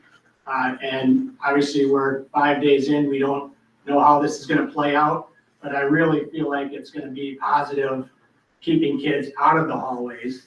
If they have to go to the restroom, they don't need to go to the restroom, they're not going to check their phone because their phone's gonna be in that caddy. So that's kind of what we worked on, and the teachers were all on board about it. We're all super excited about it. And the kids have been really great from what we've seen so far in the first few days of school. So that will be something that admin, as Mike said, he's got 500 drop-ins, I think. The high school has like 900 drop-ins. I mean, I don't know what it is, it's high. I'm at 0 currently. But that's one thing that we said, we declared, every single time we go into a classroom, a teacher's going to get feedback on how well we're connecting to the admin strategy, which is the building, and what their focus area is, and every single time are they following through with the building expectation, their own cell phone. And getting it caddy. I was in 10 classrooms last week, 9 of the 10, walking in at various times, they were, either cell phones were being placed in there at the beginning of the hour, or were already in there because I walked in halfway through. So like I would say from a place that struggled with consistency, it seems like the first week, it seemed like it was going really, really well. We had our team leader meeting yesterday, BLT meeting yesterday, and we were shouting out positives from the first week, and that was the first thing that a teacher came up with a positive, was they appreciated the expectation around everybody doing it. And when we talk about learning from other teachers, like I'm gonna learn from these guys, and if this goes super successful, and I didn't even realize you guys were doing this, it's starting to get my wheels spinning, because we have a different policy, and Jason, I guess, has seen both, maybe you can talk to. Ours is like, your cell phone's supposed to be in your, off and in your locker from 7:45 to 3:15. I also know that's not a reality. If a kid has in their backpack, like, I'm not searching every backpack, and we don't know what's going on there, and if they have it in their pocket, like, I'm not also going and like searching pocket, you know, like they probably have it on them, but as soon as they take it out and look at it, yeah, so a teacher in our building does the same thing, like, they might ask them to put it away once, like that might be that building relationship piece, but it might be like, nope, I'm gonna take your phone for the rest of the hour, I'm gonna call home, let your parents know that it was out. Or once it's a second or third offense, like they do take it to the office, same thing, office holds it for a day, give it back to them, or not the day, not a day. But then like we do have a spot where we have parents come pick up the cell phone, because like this has happened multiple times, and we have that all laid out in the handbook too. But I like that idea, because I also know kids have it on them, even if they don't have it out, it's constantly buzzing, you know, so you're getting that notification, like we all get that, like my anxiety goes up when I get a buzz, because I know it's probably an email about something that's happening in the building and I'm not there. And the same thing happens at 8 o'clock at night when I see it's a buzz and it's Sarah. I'm like, oh no, what do I gotta deal with tomorrow? You know what I mean? Like, there is some anxiety.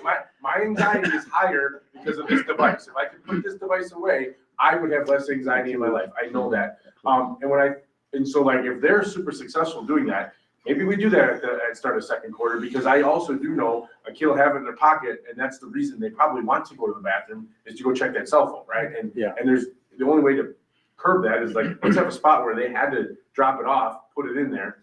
And when you say 90%, maybe it is, I think she's referring to a little bit of like the stuff that happens on their phones 16 hours a day when they're away from us, then flows into our building. Like, that's what I spent my entire day yesterday dealing with, was stuff that happened over the weekend using electronic devices, and it flowed into my building, and that's what I spent my day on. Which is just, it's tough, right? Like, and us not having cell phones in the classroom isn't necessarily gonna prevent what happened Friday night, Saturday, Sunday. It's still gonna eat up my Monday potentially, but you're right, like having it in the classroom, like, I love that plan, because now it's not going to the bathroom with me when I'm going to the bathroom. I think that what you're doing has been found to be the most successful way to do this, from what I'm reading. And so it's a good start, and it's a good thing. One of the things that I observed when I was observing student teachers in the high school several years ago now, one of the, probably the most sensitive and potentially violent situation I observed with our student teacher was a couple in the classroom that wanted to have their cell phones and would not put them away.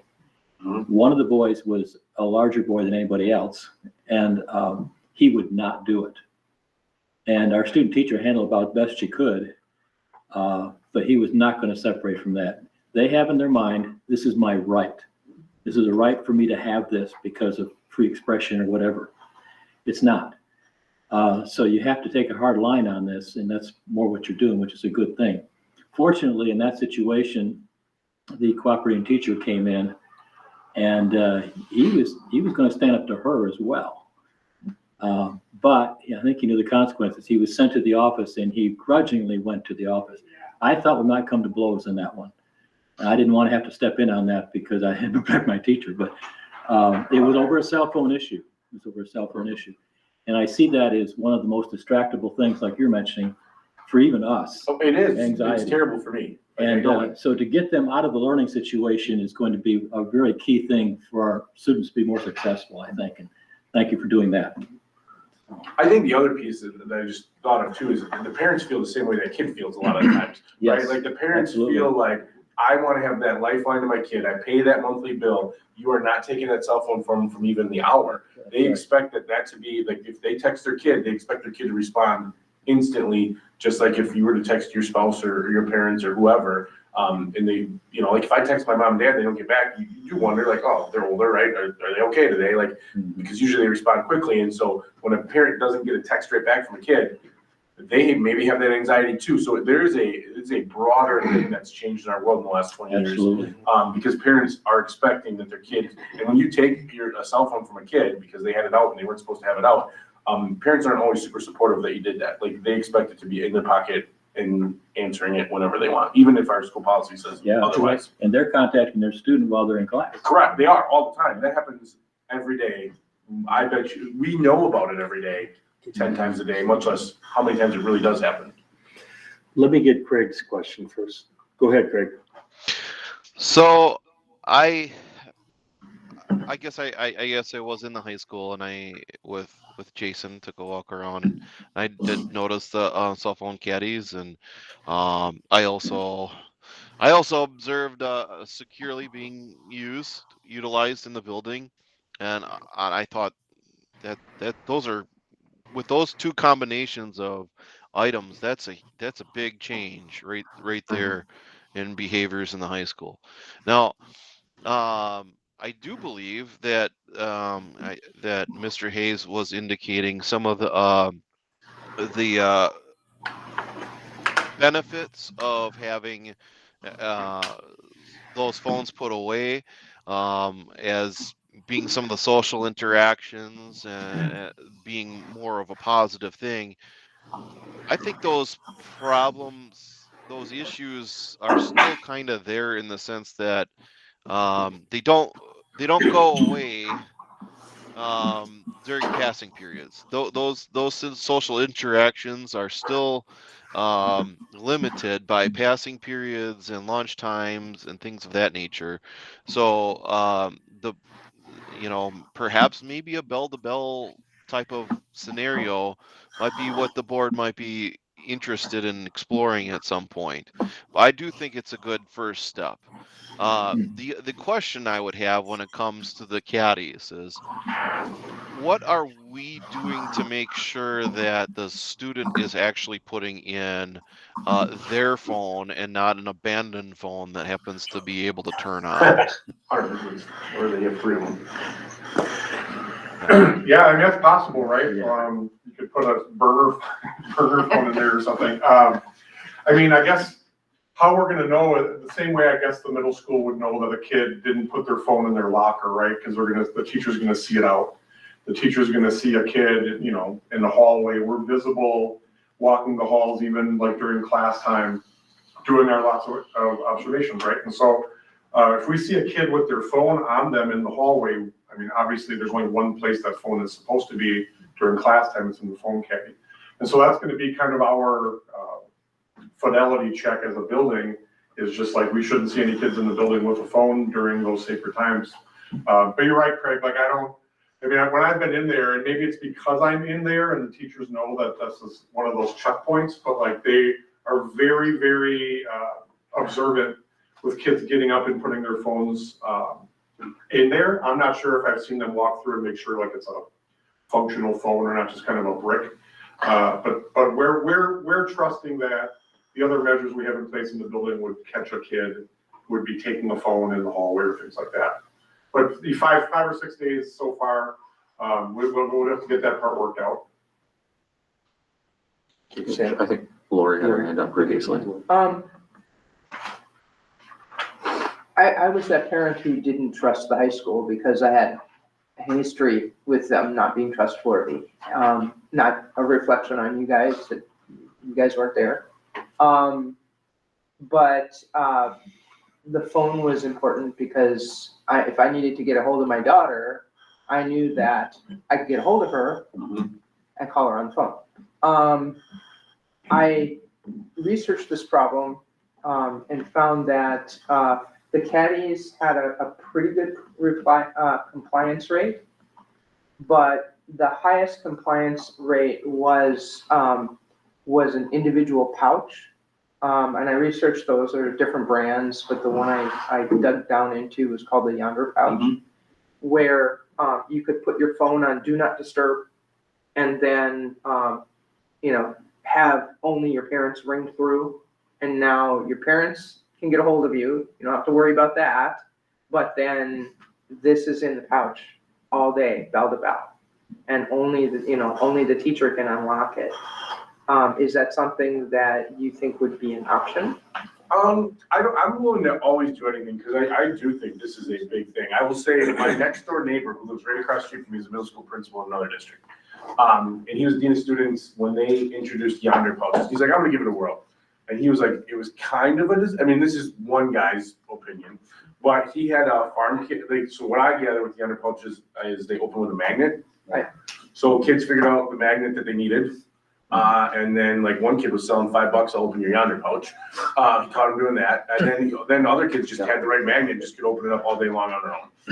That was that's the one reason thing. it was only 90% compliant, Yep. was they figured out. They figured out how to do Yeah, it. yeah. And then he said I had kids that bring in and just destroy them, and they're not cheap. And so he's like, it was fine, but he goes, I don't know if it's any different than when you tell them they need to put it in their locker. And then it's costly too, because it's like a yearly. $25 to $30. Oh, you have to pay You have to pay a yearly. yearly fee to keep them. You don't even get to buy them outright. Right. So it's- Well, no, you buy the That's not what pouches and then Oh. you pay the fee yearly Yearly. on top of that. On top of buying them. It's not a one-time fee. Yeah. Well, I guess I'd be interested to hear about that. My main concern would be, I think that you face the same problem with any method of restriction on cell phones, right? So they talk about this in The Anxious Generation, but functionally what you're looking at, not with cell phones themselves, but what you're looking at with the way that they're used is they're an addiction, right? They function the way that a slot machine functions in a lot of ways. They use a lot of the same techniques to pull people in. And when I say that, I mean the applications, whether it's games or social media, they use all of those same techniques to draw people in and make people spend as much time as possible in that application. So regardless of whether you have a pouch or a caddy, which I think are both good solutions in their own right, you still run the risk of, if a person wants to have their cigarettes or wants to have whatever they're addicted to, they're going to try to find a way to have it.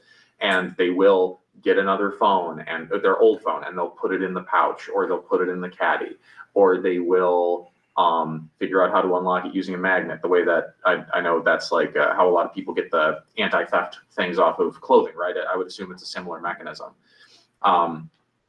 I think that the best solution is consistent enforcement. This is what it seems to always come down to: consistent enforcement, clear rules, a clear progression system for this is what happens the first time, the second time, and the third time, and having everyone understand that at the outset.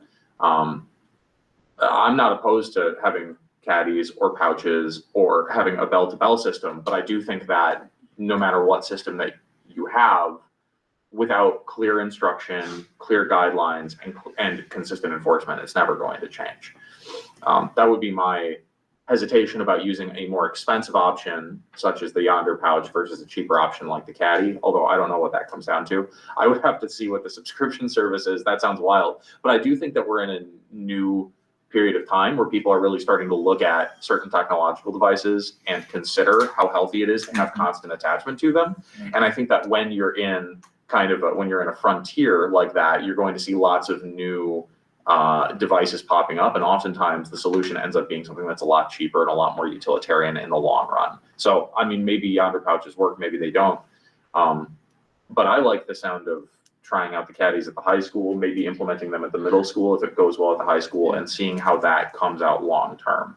And again, empowering teachers and subs to have the tools that they need to effectively tell students, no, this is what's going to happen. You gave a great example of that. If a student put a fake phone in a Yonder pouch and then pulls out his phone, and the teacher goes, hey, you're supposed to have that in the Yonder pouch, and he goes, maybe, and he's like 7 feet tall. I mean, what are you going to do? That's exactly what he said. Yeah. And He I can will come also and get say, it. You can- last year we had a kid with 3 cell phones, right? And they all worked.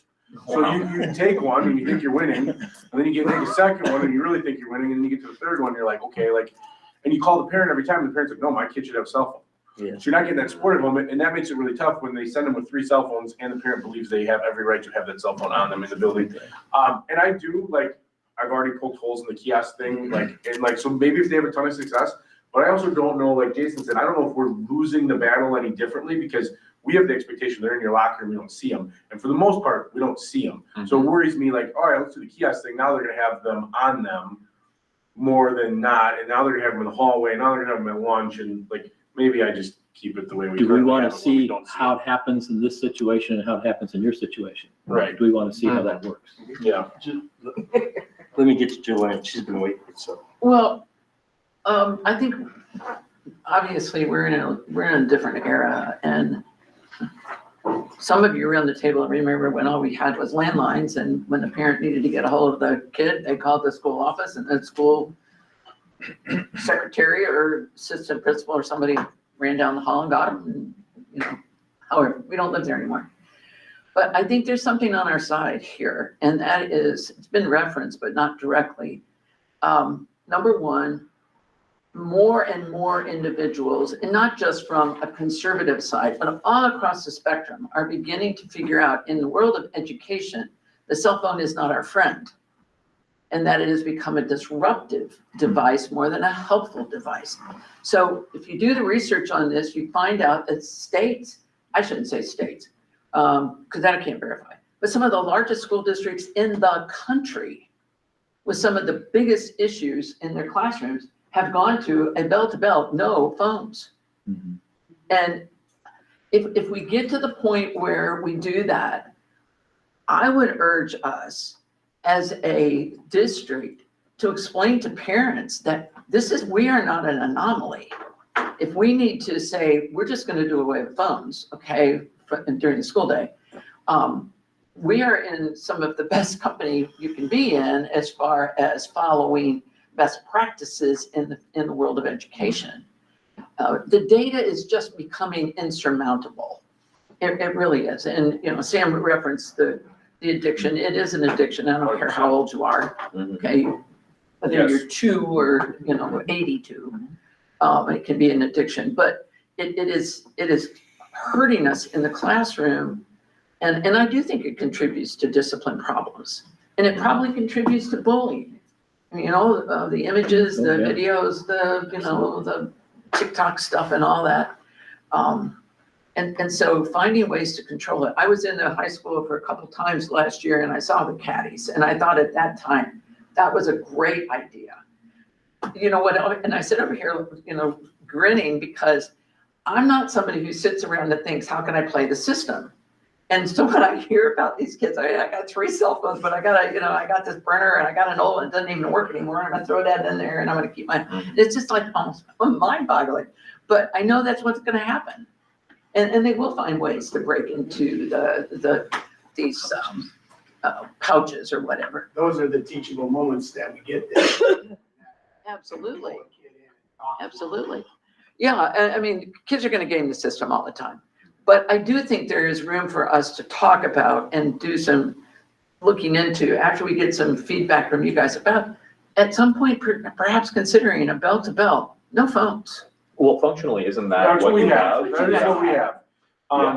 And I would say, like, when we say it's a problem, like, if we see, if kids walking down the hallway with their cell phone, they get in trouble. Like, if they pull it out and look at it, they are in trouble.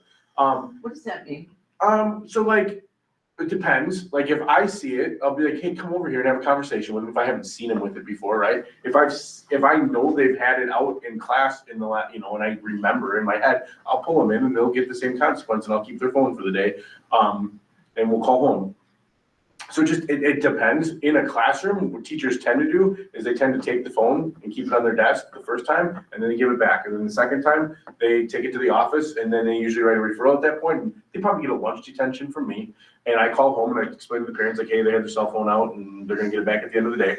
And then the third time, like, fourth time, like, the parents have to come get it. Parents really, really, really, really dislike that. And I hear a lot of excuses. So there are times I'll just be like, you know, my kid's walking home alone and they're gonna be home alone for 8 hours tonight. They need their cell phone. I can't come get it. Like, I have to make the judgment call if you have to give your kid the cell phone, because that's not okay either. Like, I get that. So that's where it's like, you love to have this black and white rule, like, I'm keeping it so a parent gets it, but like, there's also life that happens and the kid needs their cell phone, right? Like, and so that's where it's tough. So that's what does happen. And when we say it's a big problem, I think the big problem is it happens all weekend and it happens starting at 3:15 and it spills into our school day, because it's really easy. Like, I like having our bell-to-bell rule, because if you do something dumb with your cell phone, the number one point is you're not allowed to have it. So let's just start with that point. So not only did you do something inappropriate with that cell phone, maybe you take a picture of somebody and you draw on it, you post on social media, and I can tell that happened in the science classroom. Well, that means you had your cell phone on you, right? Like, you took that picture. So now you're in trouble for bullying or whatever we want to consider, whatever just happened with your cell phone. You're in trouble for having the cell phone. And it's really hard for a parent to argue, like, well, the first rule is they're not allowed to have their cell phone, right? So that's the number one policy they're breaking, or handbook part of our building. So I do like it. And that's where, like, at first I was like, oh, I really like that idea. And then I was like, I kind of like what we're doing to an extent of having a bell-to-bell thing, because I don't want them at lunch. And I don't want to put a caddy in at lunch, because I don't need kids on their cell phone at lunch. Like, right now, we don't see that. Like, if a person walking around sees a kid on a cell phone, they'll ask them to put the cell phone away, or they'll take the cell phone for lunch, or it's the same thing, right? Yeah. Again, I mean, I think it's developing self-control, right? I mean, if you take someone's cigarettes away, they're going to get very angry at you. You know, that's not going to end well. But if a person has the self-control to say, hey, I'm in my office, I'm in someone else's car, I don't smoke in this environment. You know, it's the same impulse, really. It's I'm not going to engage in the behavior of looking at my phone to get the dopamine hit. So I think that having that consistent enforcement and then working with families and with kids to encourage that is going to be the long-term solution. And that's going to happen. That's not the responsibility of a district, really, because that kind of moral or social instruction is not what a district is here for. A district's here for academic instruction. That wider issue is something that's going to have to be dealt with in the culture at large in the state and in the country and maybe in the world. I 100% agree with you. I went to that Anxious Generation thing at, that the foundation put on, and we got the books and whatever, and it was funny, they compared it to big tobacco, right? So at some point, we knew big tobacco was an issue, probably in the 80s, right, that this wasn't good, but it took like legit federal government to change the way they allowed advertising, the way they allowed all of this stuff to happen, and put some big time regulations on big tobacco, and it's probably gonna be the same way with applications, et cetera, of like, what are the regulations the federal government has to put in place? Like, maybe they can't be used during school days and certain, at times, like they just shut them down. So it might take a big shift in our country to really curb the problem, just like it did with big tobacco. And that's one thing they talked about at Anxious And what Generation. Elaine is saying is that shift is happening. Yep. So that whatever we do in that issue that strong is not going to be out of the norm. And the parents need to know that because it's the right thing to do. Yeah, I 1000% agree too. Lori, the long and the short of what I was trying to say was, we fully support your efforts and, let us know how the pouches work. If there's anything you need, do not hesitate to ask. We are here for you. We're right there. I do appreciate that. And that's part of it, right? Having parents know that you have our backs, like when we call and they're like, well, I completely disagree. And it's like, well, as a district, this is the direction we're heading and having that good conversation, but they're gonna politely disagree probably. The board's behind you. Yeah. And should take the responsibility. Jenny, does that kind of answer the question that? So what I people understand took what as we want? action items was in a period of time, maybe end of semester, look at the data from the high school, look at the data from the middle school, continue the discussion with what our next steps would be, but wanting to gather data between the two levels at this point to compare and think about next steps. Does that seem reasonable? Yeah. Sounds great. Okay. And I want to emphasize the fact that getting the teachers on the same page, that the person next door is not doing something different. Absolutely. Very important. 100%. We talked about it at our opening meeting we had one of our veteran teachers stand up and really good speech, I thought, the whole staff. Yes. Good. And this would be in line with the earlier discussion about bullying and discipline. But I think for both of these, because they kind of fall into the same category, really, having a clear progression system for those violations of policy is going to be really helpful, I think, for parents as well as students, because then parents can understand my student can have a cell phone. They just can't, like, if my student has a cell phone and no one sees it, it's as good as them not having it. That's kind of how that works. And I think that'll help assuage a lot of those issues and encourage people to have good discipline and encourage their kids to have that good discipline with the cell phone usage. And one thing I know, and like you said, you're a parent that wanted to talk to your kid, right? And one thing I always say is, like, maybe this is wrong too, right? But the kid has a Chromebook most of the day, and send your kid an email. Like, and my own two children are horrible at checking email, and I don't know how to get it through my 14 and 16-year-old's head. Like, as an adult, you're gonna have to check email. Like, you're not just gonna text. Like you're going to have to check email. So like my own two children, I'll just send them an email and be like, hey, what do you, after school today, meet mom here or me or whatever it is. Like, but teaching them, like, and I always have the conversation, like, your kids have access to the Gmail on their Chromebook. Like, you can send them an email. Or the best one is call the office and let's do it that way. But if you are really feeling that anxiety, like, you can email your kid, it's on the Chromebook. Well, I think the office is The office is reliable. the best. I mean, that's where the anxiety came from, is I call the office and I'd say, okay, we have a dentist appointment, need to pick them up at 2:00, and nothing. And this ball was dropped again and again and again, and I was like, okay, fine. So I think if you are consistent, parents won't have that concern. Yeah, and I see it from both sides. Like, I know I'm super consistent. When a parent reaches out to me, I'm all over it. It's hard, I think, they call the main office, they're not getting me, right? They're leaving a message with 2 or 3 people that are checking it and they need to get, and I think we're overall pretty good at that. I didn't hear anything from parents. Like, they do say they call the office, they don't always get a hold of somebody. So I'm like, send them, this is where this thing is maybe bad for me too, but 3CX rings right to my phone. So I can be in the hallway and I can see somebody and I can answer the phone if I need to answer the phone, or I can see the voicemail they left me and get back. So that's why this thing's a great tool, but this is also the thing that causes me anxiety because it helps me do my job really well. And just refer them to Sam. Sam's number's in there. He'll take care of it. I just have a What's your quick question on enforcement. Can I ask? So the example you used of seeing the kid in the hall, he's got his phone out in the middle school. And do you like immediately record that, you know, If- Joe? No, one thing I'm pretty good at is still remembering things. Like if I would say I'm doing this once every 10 days I see somebody with their cell phone. And I'm usually just like, hey, Joe, come here. What are you doing? And maybe he gives me a really good reason. I doubt it. Most of the time it's not a very good reason, 98% of the time. And I'm like, all right, put your cell phone away. I don't want to see it again. And usually me just having a conversation is good enough in the hallway.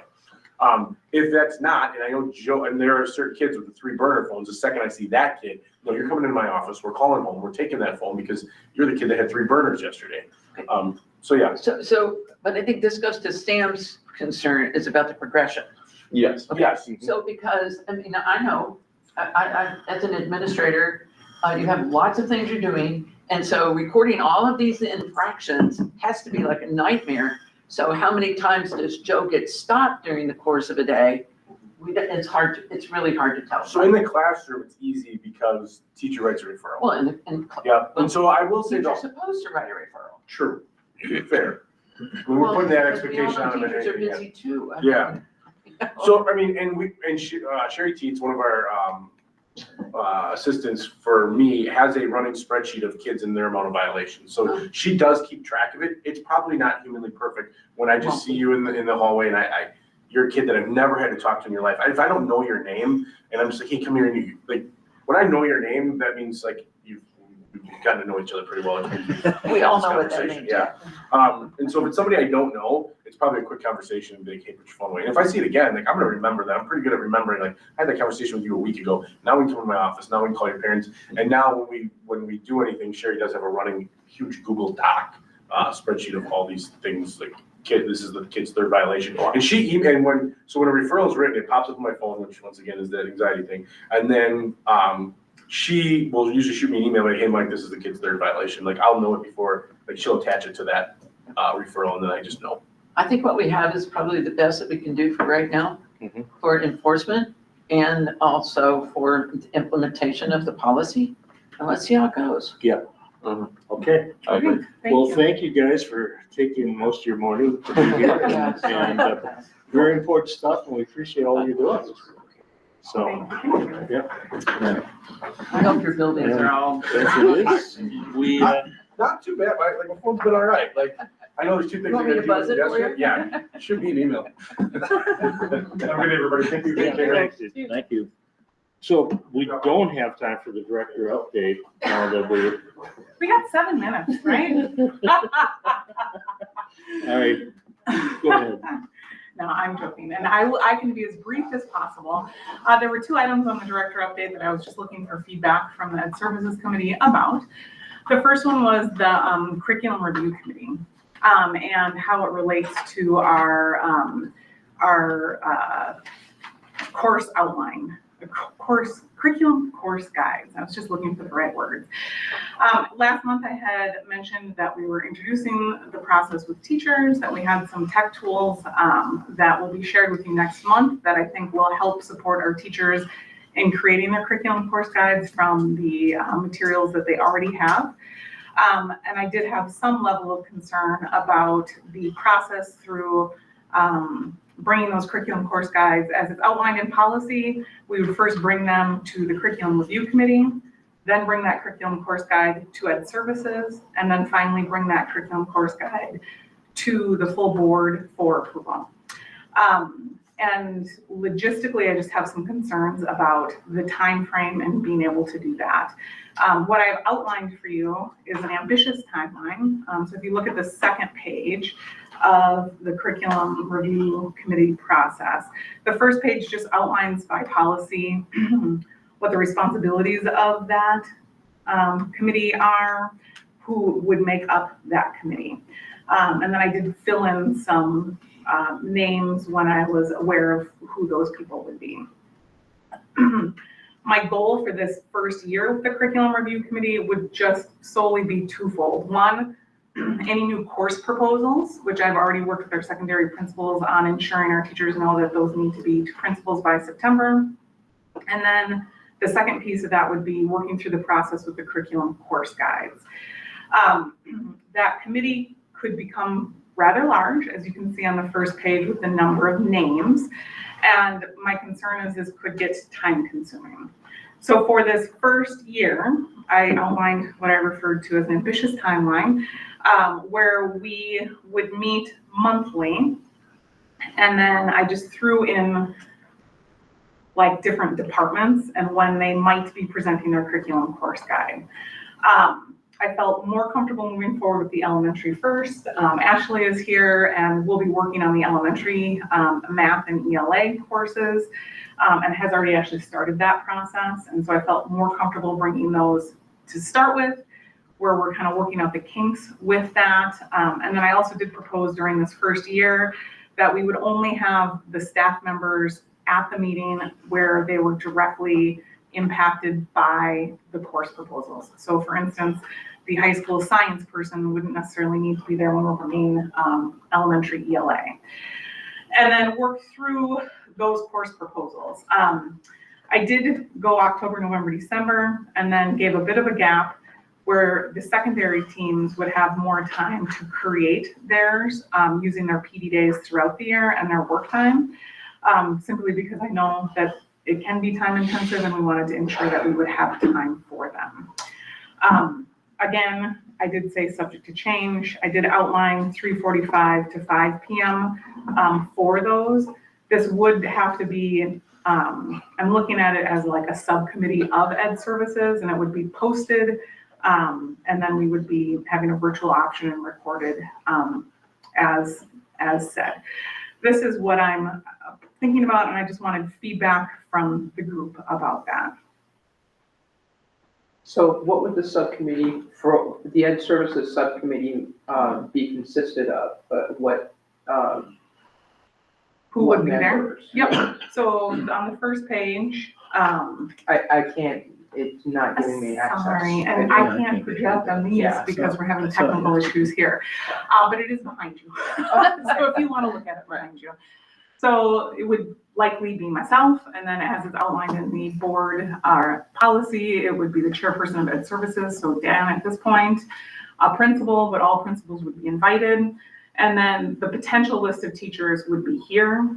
Again, I would be hard pressed to invite all of these teachers every single meeting, simply because, like I said, if you're a CTE teacher, though it is important what our elementary literacy curriculum is, I don't know that it would be valuable for all of those teachers to be there.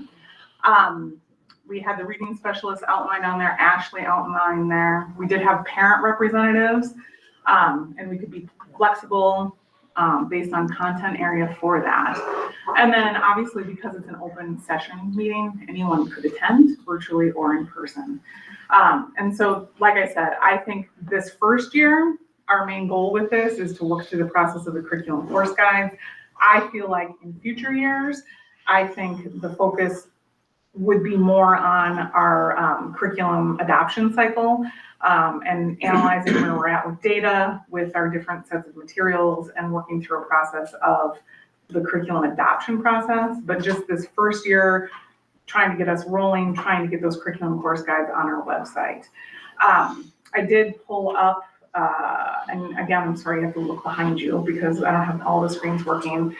We are planning on sort of replicating how Waukesha has it on their website, which is these icons. When you click, you go to a Google Drive, working with Dave Lockstein on that and Melissa Lampe on where we're going to put them, how we're going to brand them, and ensuring that it has the same look, whether you're talking about kindergarten ELA or you're talking about like AP course at the high school. So just making sure that we have the same look across the board. So, curriculum course guide, is that like a lesson plan? What is that? Nope, and I'm happy to share that with you. That's an overview of, I don't have an example pulled up from our district, but in, I believe, June Ed Services, we showed both 5th grade math, what that would look like, and I think we looked at 8th grade ELA. And it's just an outline of the course outcomes, the different units within the course. Some of our curriculum is open source, so a link to where you could go look at the exact lesson plans if it's an open source piece. And I'm happy to share those with you, those samples with you. So some of our curriculum is proprietary. Most of it would be considered copyright, correct? So for parents to review curriculum, they have to, come in and make an appointment? Yeah, absolutely. We'd be completely open if someone wanted to come in and take a look at that. We also have a lot of elementary literacy, for example. I was able to give Sam our student workbooks that you can take a look at too. Yeah, But what we that. can't do is scan it in and upload it on the internet. Right. So we just have to be careful about some of those pieces as well. So So are you gonna contain lesson plans? it will not contain lesson plans, and I That's a good thing. apologize. I should have, Yeah. I can't, this is Waukesha, so I can't, ours doesn't look exactly like this. Are but you gonna just more follow of the state overview. standards? Are you gonna follow state standards on that? Yep, and so there's a spot where they would post the standard too, and I can certainly send out the samples that we created, I believe, for June Ed services, so folks can take a look at exactly what's gonna be on that course outline. Okay, that's just good. Because otherwise, we've been controlled by the textbook companies completely. Right? You know what I'm saying? There is some commentary to that, yes. Okay, Joanne? So, Dave mentioned lesson plans, and yesterday I had the privilege of meeting with Casey at Schurz and had a delightful tour and talk with her for some portion of the morning. And I asked about lesson plans, and she said it's now district policy that we do a pacing guide, not a lesson plan. So we do at the elementary level and some places at the middle school as well have pacing guides where we worked this summer at the elementary level to create a pacing guide for our math. And then also there's a pacing guide for our literacy. And then the lessons are contained within the curriculum that in those two cases we use for kids. Okay, and the teacher's responsible for staying with the pacing guide, but not necessarily creating ancillary material to go with the pacing guide. I just want to make sure I understand that, right? Because when you start looking at course guides about what a parent might expect, What a parent might expect in the course guide. well, to see, or any of us would expect to Yeah. see. That's why I was asking about, did teachers submit lesson plans or what, how is that handled quarterly? I don't know. And I she think said pacing guide. the question about lesson plans is more of a building principle, by building principle. And I think at the elementary level, I can certainly speak to the fact that the pacing guides for literacy math really outline what is the day-to-day instruction within the classroom. And certainly we can share with board or anyone who's interested exactly what's in those materials too, if anyone is interested in that. Does that include something about objectives and assessments? The course guide, the curriculum course guide. Anywhere in what you're saying, yeah. Yes, and I regret that I don't have an example of that pulled up. I can send an example of that to the Ed Services Committee after the meeting today. Because I know it's something that we had worked through policy and Ed Services. I think we even had a special board meeting where we went through a draft of what those might look like, and I can certainly share that again.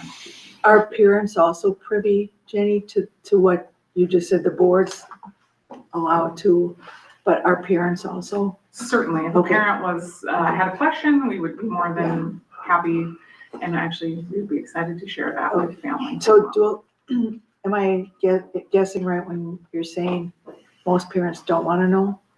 Or- No, I'm saying the exact curriculum, if a family wanted Yeah. to come in and see it, we'd be happy to share that. We are working at the elementary level in particular, and I know they do this at the ELA, at the secondary, at the middle school as well, creating parent letters that we're sending home that outlines here's what's happening in the unit, here are the different sources of materials that we're using with the unit. So I think for most Okay. parents, that They're is. satisfied with? Yeah, and if they had additional questions, we'd certainly be happy to sit down with them. Thank you.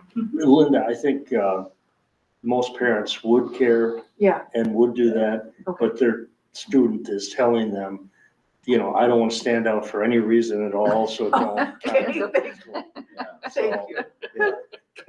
I noticed from reading this yesterday that you had a parent representative on this.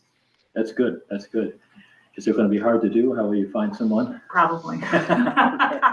Those are my exact thoughts as you were saying that. The process to find folks that are available, like, I get it, families are busy. I don't think it has anything to do with them not being interested or not caring. I think it has everything to do with the fact that families are very, very busy. So when is this, subcommittee supposed to commence? So I had October, I particularly didn't meet, a date simply because I wanted to make sure I was working with the appropriate people to pick a date that would work for everyone. My hope would be that it would be earlier in the month so that it would flow that we would have the curriculum committee, the following week we would have ed services, then 2 weeks later we'd have the board meeting. So I was proposing that we would start meeting in October, just with the teachers who would be available. It would be a very quick turnaround if we were to do it in October. But in order to fit in what we need to fit in, I would like to get started then. So would you be looking for those board recommendations for community or parent representatives then in the next couple of weeks? Certainly. Yep. Okay. If you have ideas, I'm happy to reach out with someone who would be interested. Definitely. And we probably would have to have that subcommittee meet at night, Right. wouldn't you? Yeah, at that point, yeah, definitely. If we're pulling in community and parent members. Craig, I'm sorry. I see you have your hand up. I was away from the meet screen, but I could hear you, so I peeked. Yeah, I guess I was gonna ask the committee, based on the fact that there has been, I've at least heard some feedback from board members on the importance and urgency of this particular matter. I was going to ask the committee if it would be appropriate for us to put this on the September full board meeting agenda for a strategic discussion for the consideration potentially of a standing committee instead of a subcommittee of ed services, where because of the nature of the work and the high priority this board has seemingly put on this particular topic alone. So rather than, just so I understand, Craig, rather than running it then through ed services, it would be a standing committee in of itself? I am asking the committee if they would entertain a full board discussion at the regular board meeting to consider the possibility of forming a new standing committee called the Curriculum Review Committee. Yes. Yeah, definitely. Yes. All right. Let's do it, Craig. All right, thank you. Okay. Okay, very good. And I know I heard some discussion, and I apologize, I was distracted about it being in the evening. I did outline it being 3:45 to 5 o'clock. The challenge becomes that we're going to need a lot of teachers there. And evening meetings can be challenging for teachers to attend. And so I was trying to put it like right at the end of their contract day, so that they would likely be more available to attend. That makes sense. Yeah. I think there's a difference between the kind of, like, if we talk about a standing committee for the curriculum review and this course, these course guides that you're talking about. The construction of those and getting those ready for the district in general. That, I see those as two separate items. And I agree with you. I was looking at like year one of this, this would be our main focus because I know the importance of it. And then following years, being able to shift gears into analyzing how we're doing with the materials that we have. Yeah, I agree. All right. Are we looking for volunteers right now? You mean community volunteers? No, Board volunteers? board members. Oh, I mean, I'd be happy to do it. Same here. Well, That's kind of my point. I mean, I'm assuming that board members could attend. If we're talking about Sure. like voting members of the committee, that's, well, can we just clarify? Are you talking about members, board members to be doing part of the subcommittee that Jenny's talking about? Yes. Yes. I think, and correct me if I'm wrong, Craig, I heard you say that you would like to have a strategic discussion in the September board meeting about creating this as a committee unto itself rather than a subcommittee of ed services. Correct. I think that there's Yeah. probably I mean, it's great that there's an introduction to the committee now about this and the board about this, because it gets thoughts flowing about that idea, but then we can have a fuller, larger discussion at the full board meeting as what it would look like, what kind of responsibilities and duties of that particular committee would be, and if that particular committee needed to form a subcommittee for whatever particular reason, what that would look like. So I do think that I mean, for the constraints of time, especially today, there's probably an advantage of having the full board included on that discussion at the next board meeting. And then from there, we would take folks who, if the board chose to move forward with that, then take folks who would be interested in serving on that. Okay. Correct? Correct. Okay. Thank you. And streamline things, if we were to bring recommendations for people from the community and parents, that thing, right? To be on. The way I would see it streamlining would be, we would have one less step in the process. So rather than having like curriculum committee approve it, then bring it to Ed Services, then bring it to the board, the way I would see it, and I haven't given this much thought, it would just be from the curriculum committee to the board, and just skipping the middle piece is the way I look at that streamlining piece. But again, I have not given that much thought. All right. So do you have more updates? Nope, I've got direction on that, so I appreciate that. The second piece that I had on director update was just a draft Human Growth and Development Committee outline. I realized that I didn't title it as such, so but I just wanted feedback from Ed Services. Obviously, as you know, we passed our Human Growth and Development Policy and Administrative Guideline. I took the pieces from that and developed a process for developing the committee that would serve there. Again, completely open to feedback. I propose that we would pass a resolution, or we would offer a resolution in October of 2025 to start the Human Growth and Development Advisory Committee. From there, we would notify our community about the committee and accept applications, reviewing the applications, having them due December 1st, reviewing those applications during early December, and then finalizing that committee at the board December meeting in December of 2025. And then from there, the committee work would be divided out by 4 or 5 meetings, monthly meetings. I did not select a time or a date for that yet, but I would want us to select that before we advertise this committee. So if people were interested in joining, they know their availability. And then just a draft outline of the meetings and topics with the goal of bringing a presentation and a report to the May 2026 board meeting. Again, I feel like this is an optimistic timeline, and I did mention that it's a draft, and that if we need to schedule additional meetings, we would schedule those additional meetings. You can see here, I just had a draft of what the application would look like. My goal would be to put this in a Google form, so it would be available online. People could just fill it out online. We'd have a paper copy here at the ESC if anyone was interested in filling it out there. And then the last is just an announcement about the committee. So I wanted you to review that, provide me any feedback. I could bring it again in October Ed Services to then bring to the full board at the end of October. Do you think I put draft on here enough? I think that's a good idea. Compliance with the state law. I'm assuming this is all built on the current state law regarding the advisory committee makeup. Yep, state law, and then the administrative guideline that the board had approved.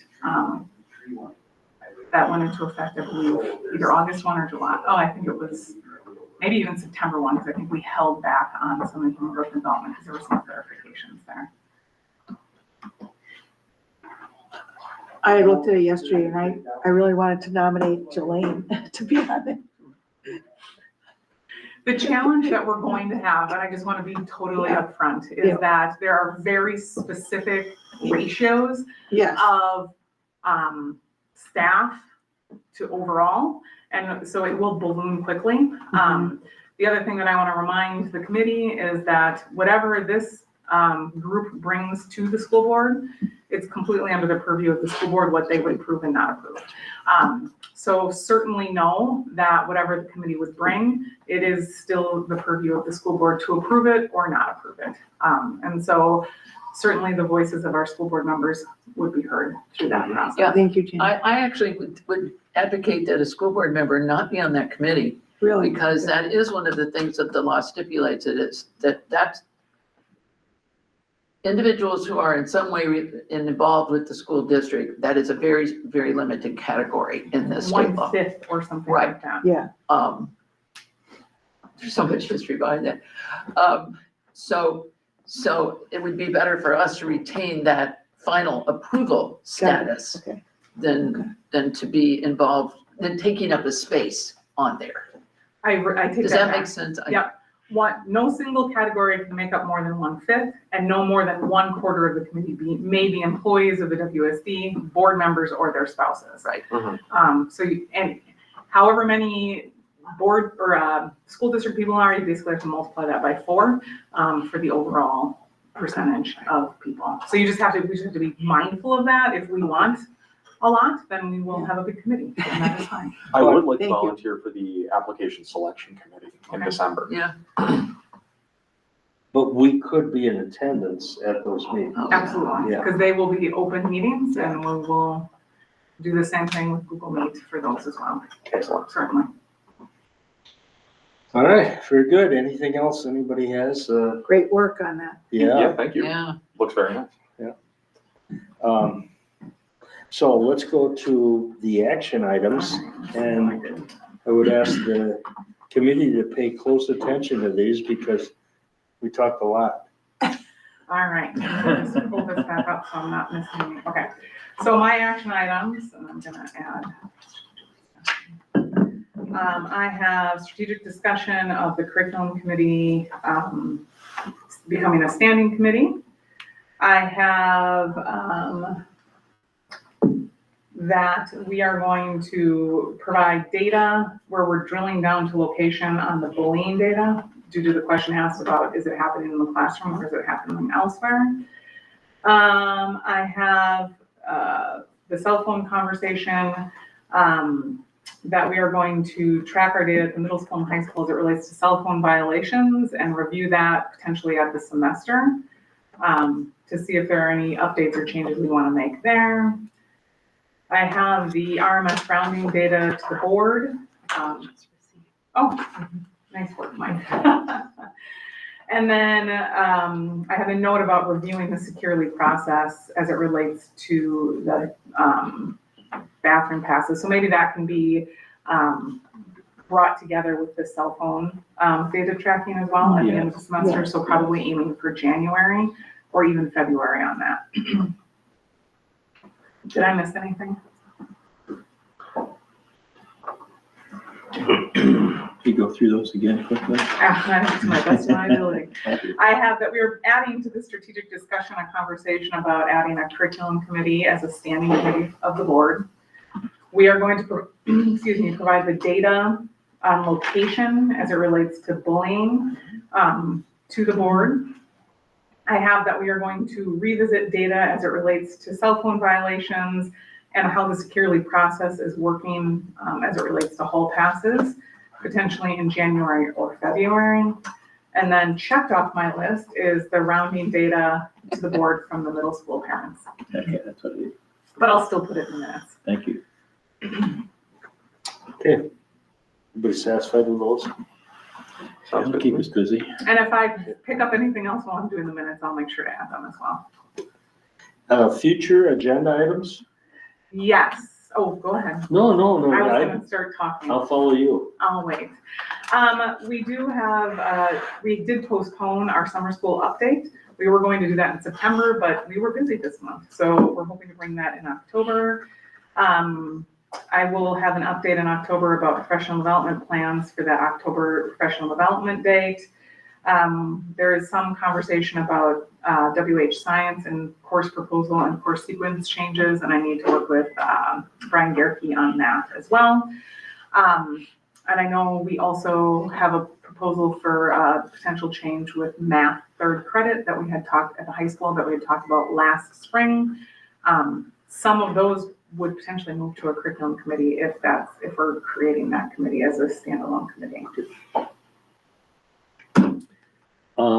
Somewhere down the line here, I think, we need to address what, Chad had brought up about tardiness. That if that's a major issue, we gotta deal with it. I think it is. Yeah. Yeah, I agree with you. So, The district is working really well with our city partners, our police department, Judge Sweet, to address tardies and address habitual truancy, because we are not alone in this. We met over the summer and we are continuing to have those conversations, cracking down on those pieces. And some of it is students not wanting to come to school or being tired because they're playing gaming systems in the middle of the night. And Judge Sweet has taken those gaming systems when they end up in front of him. We can't do that, of course. But there's a great partnership with that. And I am very eager to see some of the data that comes out of this year. Now, I will say that Mr. Hayes was a huge factor in the reason the tardiness went down over at the high school last year, because that was the conversation he was having, getting them to class, making them have a sense of belonging, inviting them in, getting them invested in their education. Doing that across the board is very important. And also providing resources. Again, we can't make parents understand how important it is to get your kiddo to school on time and that they're there and they are present for their learning experiences. We can provide them resources, but that's where we come into our partnerships with our community, who are able to help support us in that endeavor. So if we talk about that at the next meeting, if we have more discussion about tardiness, which thank you for the overview, I think that was great. I know that I've also heard some complaints about some of the technological issues that can come with it. I know that sometimes people get marked for tardies incorrectly, and sometimes there's trouble removing them. And I know that I've spoken with some families who have children with outstanding tardy marks, but it's not because they were absent or because they did anything wrong. It's just because it was a computer error. So if we could talk about the system that we're using and maybe some of the resolutions there, I'm not sure if that's like a widespread issue. It's just something I've heard from more than one individual. So something that I would like to see at least get some clarity on, so that, you know, if nothing else, at least I can say like, oh yeah, this is what we talked about and here's a good way to resolve that issue. And we use Skyward, just like we do for everything. So that's a good thing to look into. do you think we'll have time in October to talk about that? I was just thinking maybe November would be a good time Okay. for that. Yeah. We'll look at scheduling it. Sure. I know that we had a pretty full October agenda already. I know we're gonna have a Teachnology update as well. And so we can take a look at that. And I wonder if it's just tardy or if you want to talk overall truancy. Truancy in general, because it's really about absenteeism as well as just being late to class, or what does it actually mean? Do parents understand what habitual truancy means? Your kid could come to school all day long and be hiding in a bathroom, and you may not know until you're seeing that truancy notice. That's not okay. So making sure that we have all of those pieces in play. We can talk about all of that. Very good. All right. I think we're ready to adjourn at 9:54. And I didn't even need to order lunch. Thank you, everybody. Yeah, thank you. It's a very good discussion. Thank you, Jen.